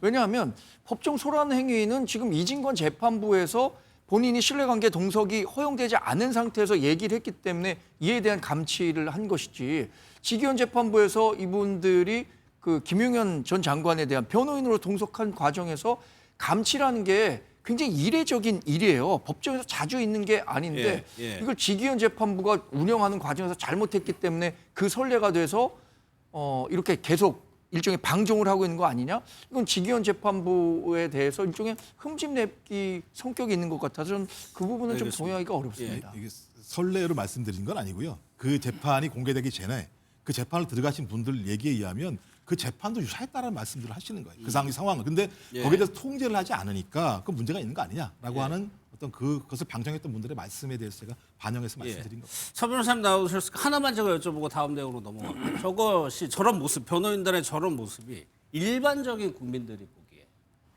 일반적인 국민들에게는 굉장히 부정적으로 보일 수가 있는 거거든요. 그 부분은 고려를 안 할까요? 뭐 그런 이제 부분도 있을 수 있는데 변호사님들도 이제 그 아까처럼 정치 재판으로 이렇게 생각하는 것 같아요. 이게 법적인 재판보다 그런 게 있고요. 근데 아까 특검하고 충돌한다 했잖아요. 근데 이거는 좀 새겨볼 만한 게 제가 수사받은 사람들 물어보면요. 거기 가면 이제 검사하고 경찰이 있어요. 공초에도 일부 나와 있고. 근데 그 예를 들어 최장병 특검이다. 그러면 이제 그 검사가 수사하고 그다음에 호주 대사관과는 경찰이 한단 말이에요. 수사를 전부 검사와 경찰이 해요. 근데 법정에를요. 검사만 노는 거예요. 특검 보들이 안 나와. 근데 이 법적으로는 허용은 되지만 그러면 이게 기존 검찰하고 똑같잖아요. 검찰이 수사해서 검사들만 공판에 놓는 거예요. 이 문제를 또 제기했죠, 저분들이. 근데 물론 그게 이제 뭐 규정도 있고 설례가 있으니까 그래도 이게 왜 특검보가 안 노느냐? 또 이 특검은 왜 안 노는? 특검은 혼자니까 못 놓도 특검보는 몇 명 있잖아요. 이런 걸 계속하면서 충돌을 감정 싸움을 계속 하고 있는 것 같아요, 지금 보니까. 알겠습니다. 다음 내용은 그 도이치의 제3의 주포로 불리는 이모 씨가 오늘 특검 조사가 예정돼 있었는데 결국엔 안 나온 것 같습니다. 영상을 좀 먼저 보도록 하겠습니다. 자, 압수수색 도중에 왜 도주하셨나요? 도이치 주가 조작 관여하셨습니까? 김건희 여사와 어떤 관계이신가요? 김건희 여사가 주가 조작 인지하셨습니까? 왜 김건희 여사 계좌 관리하셨나요? 김건희 여사와 밀접한 관계가 있는 걸로 알려져서 오늘 특검 소환 조사가 좀 관심을 받았었는데 결국에는 불응을 했습니다. 저는 이수근 변호사 좀 궁금한 게 무려 34일을 도주했거든요. 왜 도망 다녔는지가 좀 궁금해요. 실은 저도 궁금해요. 왜 그러냐면 도이치모터스 주가 조작이었는데 본인이 그때는 처벌이 안 됐거든요. 근데 왜 처벌이 안 됐냐? 자신은 관여된 게 없다라고 했고 남들도 그렇게 진술을 해줬어요. 그리고 이 사람은 자기 명의로 투자를 안 했습니다. 차명으로 투자를 했었거든요. 그렇기 때문에 이 혐의에서 빠졌던 건데 이번에 특검에서 조사하면서 이 사람이 차명으로 투자한 걸 알았어요. 그럼 주가 조작으로 확인된 거잖아요. 본인의. 본인의 주가 조작이지. 그러면 특검의 조사에 응하면 되죠. 응하면 되는 거고 관련 공범들이 지금 집행유예를 받았었기 때문에 실형까지 된다 그러면 영장이 쉽게 청구될 수가 없거든요. 그런데 김건희 씨와의 2012년, 13년도 문자 내역을 보면 내 이름 왜 노출시켰냐고 그랬더니 김건희 씨가 나는 노출시킨 적 없다. 이거 비밀로 하자라고 했단 말입니다. 그러면 도대체 도이치모터스 말고도 또 다른 비밀이 있었을까? 또 다른 불법이 있었을까에 대한 고민이 있는 거잖아요. 그런데 이 사람이 이모 씨라는 사람이 건진법사를 최초로 소개했더라고요. 김 여사한테. 근데 건진이 뭘 했습니까? 뭐 관본권도 5천만 원이 나오고 집에서 1억 6천만 원의 현금이 나오고 정관계 인사들에 대한 명함들이 엄청 나와서 인사에 개입했다는 의혹도 있고 뭐 명품백, 뭐 명품 여러 가지 명품들을 전달하는 의혹이 있잖아요.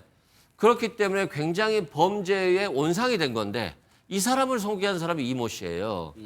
그러면 굳이 도이치 때문에 이 사람이 신발도 안 신고 도망갔을까? 30며칠간 왜 도망갔고 영장실질 심사하는데 심사도 포기하고 구속됐을까? 그리고 특검에도 나오지 않을까?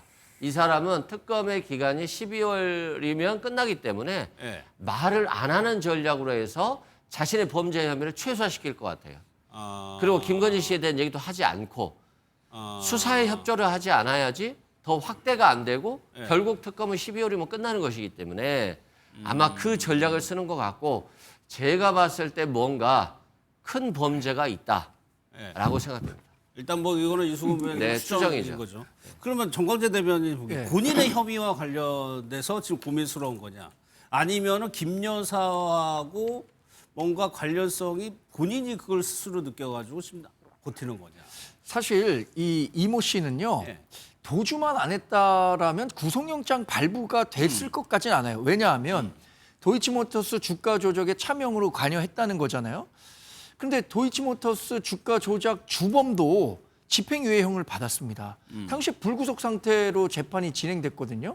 아무리 지금 특검 정국이라고 하더라도 이분이 도이치모터스 주가 조작과 관련한 수사만 받는다면은 불구속 수사 받는 게 원칙이었을 것이라고 생각하거든요. 그런데 도주를 했기 때문에 더 큰 의혹을 사고 있는 거예요. 지금 뭐 이수근 변호사께서 아마 더 큰 뭐 어떤 게 있기 때문에 도주했던 거 아니냐라는 의혹을 사기에 충분할 정도로 저는 도주 이유를 찾을 수가 없는 것 같아요. 또 하나 이제 언론에 공개된 문자 메시지를 보면은 뭐 김 여사가 계속 비밀이라는 단어를 많이 근데 써요. 이것과 관련해서는 지금 특검의 수사 대상이 김건희 여사와 관련한 사생활을 들여다보겠다는 건 아니잖아요. 지금 언론 보도도 처음에 뭐 보도가 됐을 때도 개인적으로 밀접한 관계다라고 얘기가 되니까 이게 두 사람 간에 뭔가 은밀한 관계가 있는 거 아니냐는 쪽으로 의심을 사게 된단 말이에요. 저는 이건 특검이 언론에 대하는 태도도 적절하지는 않다고 봅니다. 지금 특검이 관련해서 의혹이 있는 부분에 대해서만 뭐 언론 브리핑을 통해서든 기자에게 뭐 정보를 주든 해야지 두 사람의 관계에 뭐 집중하는 듯한 모습을 보이는 것은 특검으로서도 그 바람직하지 않은 거죠. 그러니까 특검 수사 못 믿겠다라고 하는 사람들도 있는 거 아니겠습니까? 근데 사실 요거 주가 조작 관련해서 비밀이라고 얘기하는 것 같아요. 그래서 아무튼 지금 특검 조사에서 거부를 하고 있는데 서 변호사께서는 왜 이 사람이 지금 도망가고 거부하고 이러고 있는 거예요? 저는 이 사람이 왜 구속된지를 모르겠어요. 왜냐하면 이게 괜히 그 뭐 문자나 이런 게 엮이니까 이런 게 싫으니까 그냥 조사받기 싫으면 그냥 도망갈 수도 있는 거잖아요. 김 여사하고 엮이는 게 싫어서. 또 억척이 막 온갖 억척이 나오고 또 이게 그 핸드폰이 포렌식 되면 그래서 이게 도망을 갔는데 도망간 게 구속사유는 아니에요. 중대한 범죄 혐의가 소명이 되고 그다음에 도주나 증거인멸이 돼야 되잖아요.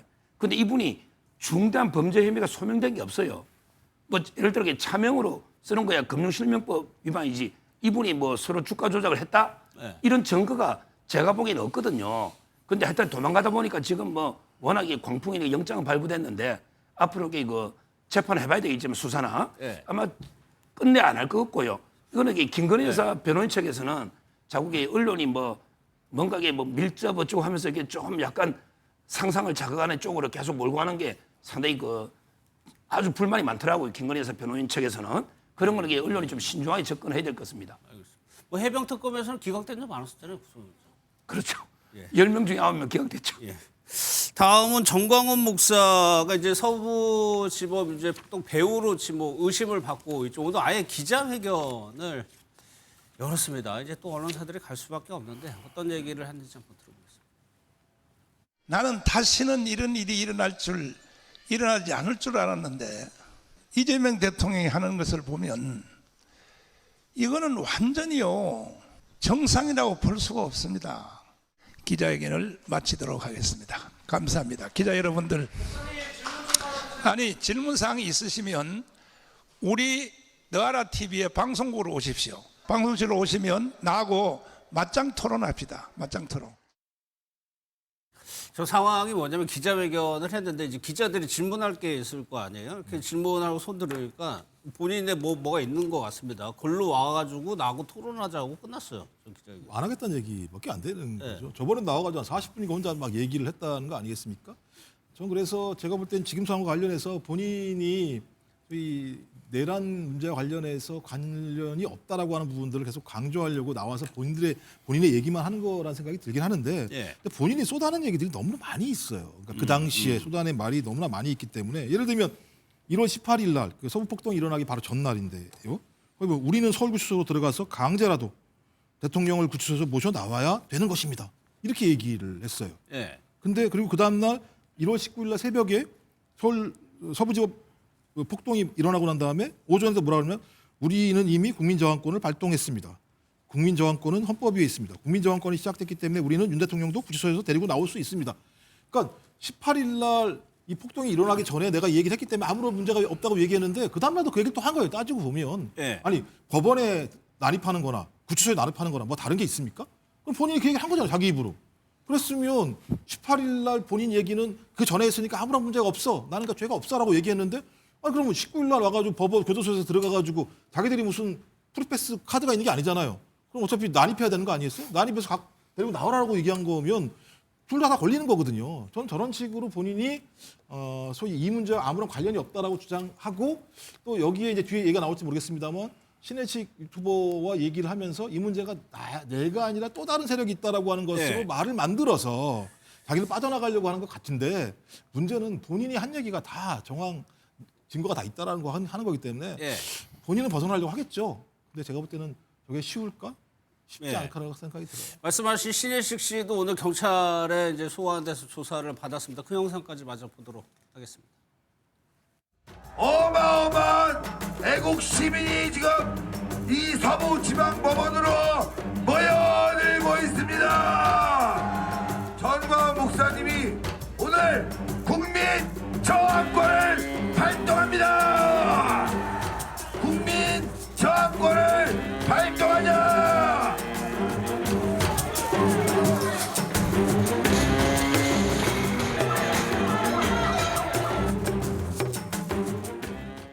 변호인단 베이철이 대통령 변호인으로 활동하고 있지 않습니까? 이 베이철이라는 사람이 전날 밤에 와서 시민들을 선동하고 여러분들의 행동은 불법이지만 합법으로 간다라고 선동을 하고 서부지법 남동 전에도 국민저항권을 강조하고 오늘 정광훈 목사는 또 국민저항권 얘기를 하고 서정욱 변호사님 뭐 국민저항권이 뭐길래 왜 이렇게 이게 강조를 하는 겁니까? 왜 그것 때문이라고? 그런데 국민저항권은 우리 헌법에 있는 거예요. 4.19 이거 우리 판례가 인정하는 게 저항권이에요. 헌법 질서가 전면적으로 침해될 때 다른 방법으로는 회복이 안 될 때 그때 최소한 이게 소극적인 목적으로 저 혁명하고 달라요. 서 변호사님 말씀하신 조건이. 그러니까 세 가지. 제가 그랬잖아요. 헌법 질서가 전면적으로 침해될 때 다른 방법으로 안 될 때 소극적인 목적으로 혁명권하고는 다른 개념이에요. 그래서 저항권은 우리 헌법의 판례가 인정하는 거고. 예. 근데 정가원 목사님이 윤 대통령이 구해내자 이걸요. 우리 완전히 잘못 해석한 거예요. 정가원 목사가 한 번도 폭력을 행사해서 교도소를 습격해서 빼내자는 게 아니고 예. 광화문에 1,000만 명이 놓아가지고 윤석열 석방 외치면 정권이 무너지면 저절로 노는 거예요. 우리 옛날에 김대중 대통령이 내란으로 구속될 때 전 국민의 2,000만 명이 일나서 우리 김대중 석방하라 하면 풀이 나잖아. 이런 상징적 의미로 한 거지. 교도소를 습격해서 빼내자. 이거는 진짜 잘못된 해석이다. 이 말씀 드리고 제가 보기에 신혜식 씨도 억울해요. 정가원 목사 저는 이분들도 서부지법에 빨리 하고 그날 8시에 다 끝내 갔어요. 폭력을 한 번도 주동 안 해요. 그런데 이거는 서부지법 우발적인 사건이지 저는 배의철도 아니고 뭐 성상영 행정관도 아니고 신혜식도 아니고 정가원 목사도 아니고 이거는 우발적인 사건을 봐야 됩니다.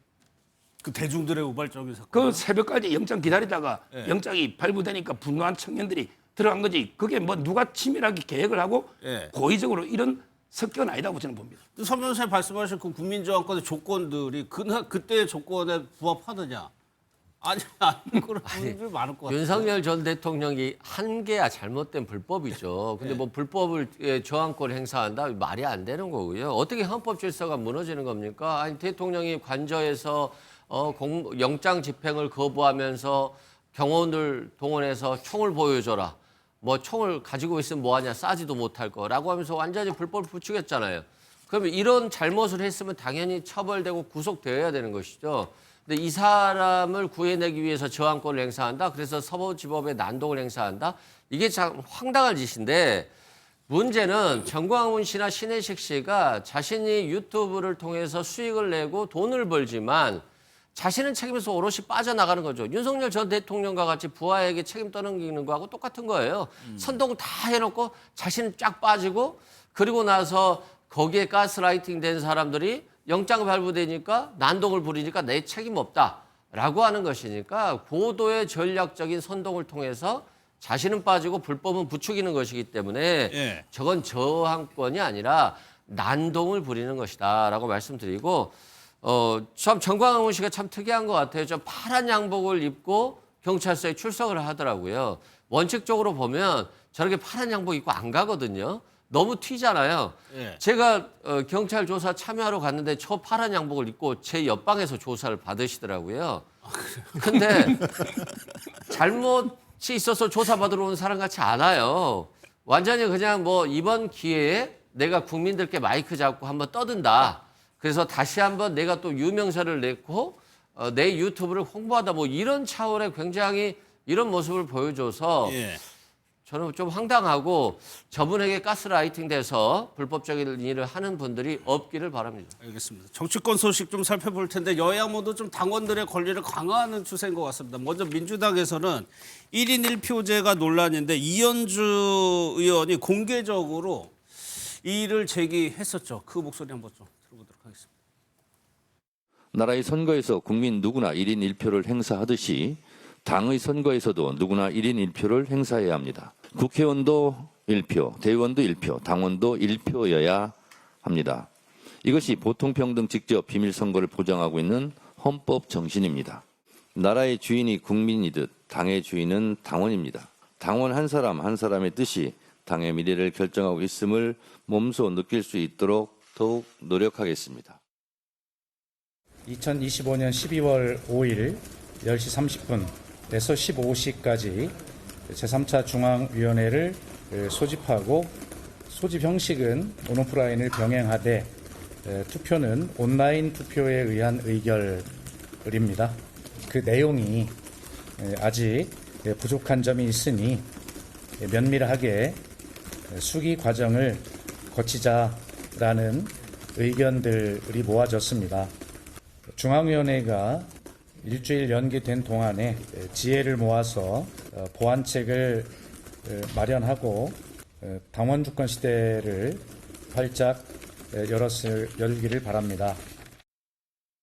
중앙위 의결이 이제 일주일 연기가 됐습니다. 이제 1인 1표제를 추진하는 이후에 대해서 정청래 대표 이런 뭐 분석도 나오고 있어요. 저번에 전당대회를 보면 대의원 투표가 있고 권리당원 투표가 있었습니다. 대의원 투표에서는 박찬대 의원이 앞섰죠. 그런데 권리당원 투표에서 정청래 대표가 크게 이겼습니다. 그래서 이것이 당대표 한 번 더 하기 위한 포석이 아니냐는 분석이 자연스럽게 나오는 상황이거든요. 이 부분을 어떻게 보세요? 뭐 제가 정청래 당대표 속마음을 알 수는 없는 상황입니다만 조건 자체는 어떤 거냐면 중요한 선거를 앞두고 당내에서는 선거 룰을 짜는 문제가 항상 툭탁툭탁 많은 싸움이 날 수밖에 없는 상황입니다. 이게 왜냐하면 내가 되냐 안 되냐의 문제이기 때문에 되게 중대한 문제일 수밖에 없는 것이고요. 또 하나는 민주당 같은 경우는 가면 갈수록 권리당원들의 등가성을 좀 높이자라고 하는 흐름들은 이재명 당대표 때부터 쭉 지속돼 왔던 내용 중에 하나였습니다.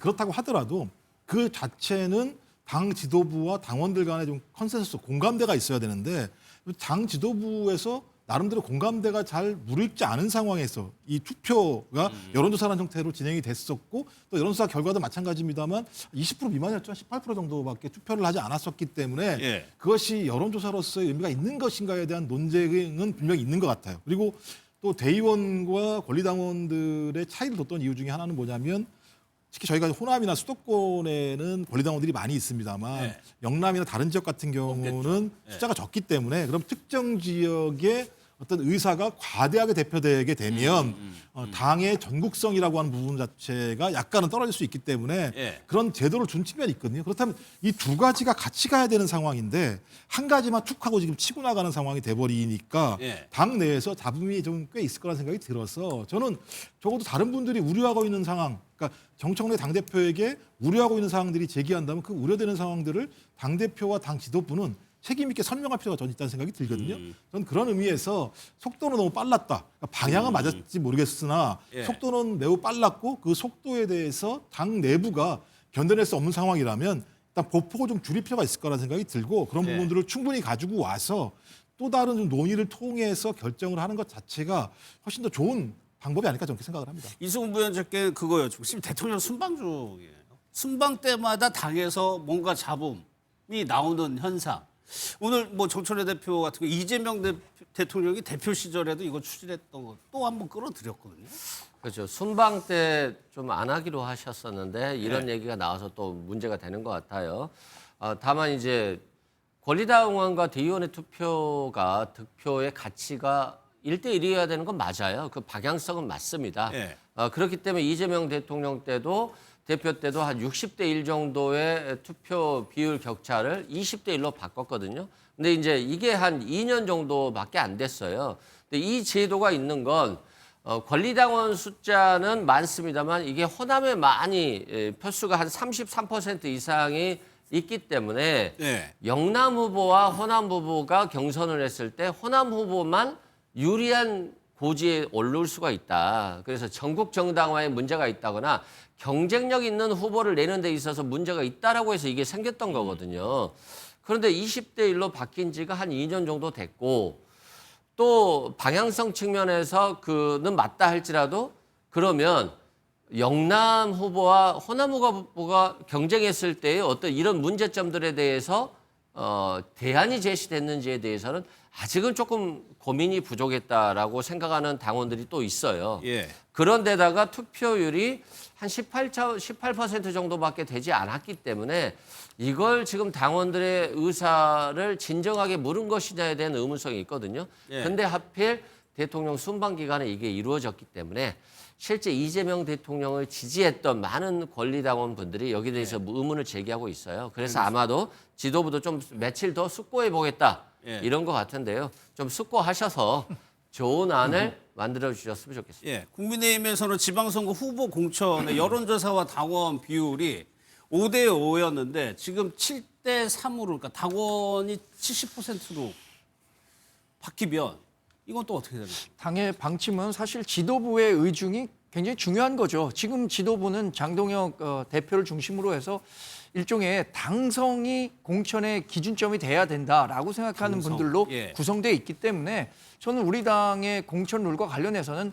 기존대로 민심과 당심 5대 5로 가는 게 좋다고 보지만 뭐 지금 선출된 지도부가 이런 방향으로 가겠다라고 한다면 그 방향을 따라야 한다고 생각합니다. 근데 저는 잠깐 민주당 얘기를 해보면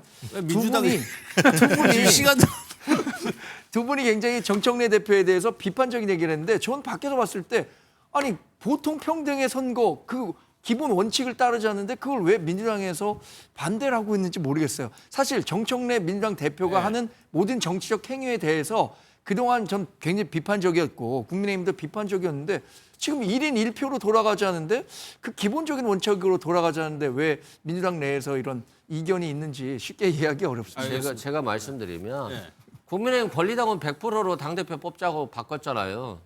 당의 주인은 당원인데 당원들 100% 하는 게 뭐가 문제가 있습니까? 그럼에도 불구하고 강성 지지층이 흔들리기 때문에 중도층의 국민들의 민심을 수용을 못 하잖아요. 그러니까 국민의힘의 지지율이 굉장히 낮은 거 아니겠어요? 그런 측면에서 어떤 제도를 고칠 때는 그 제도나 방향이 맞다 할지라도 고민은 필요하다. 알겠습니다.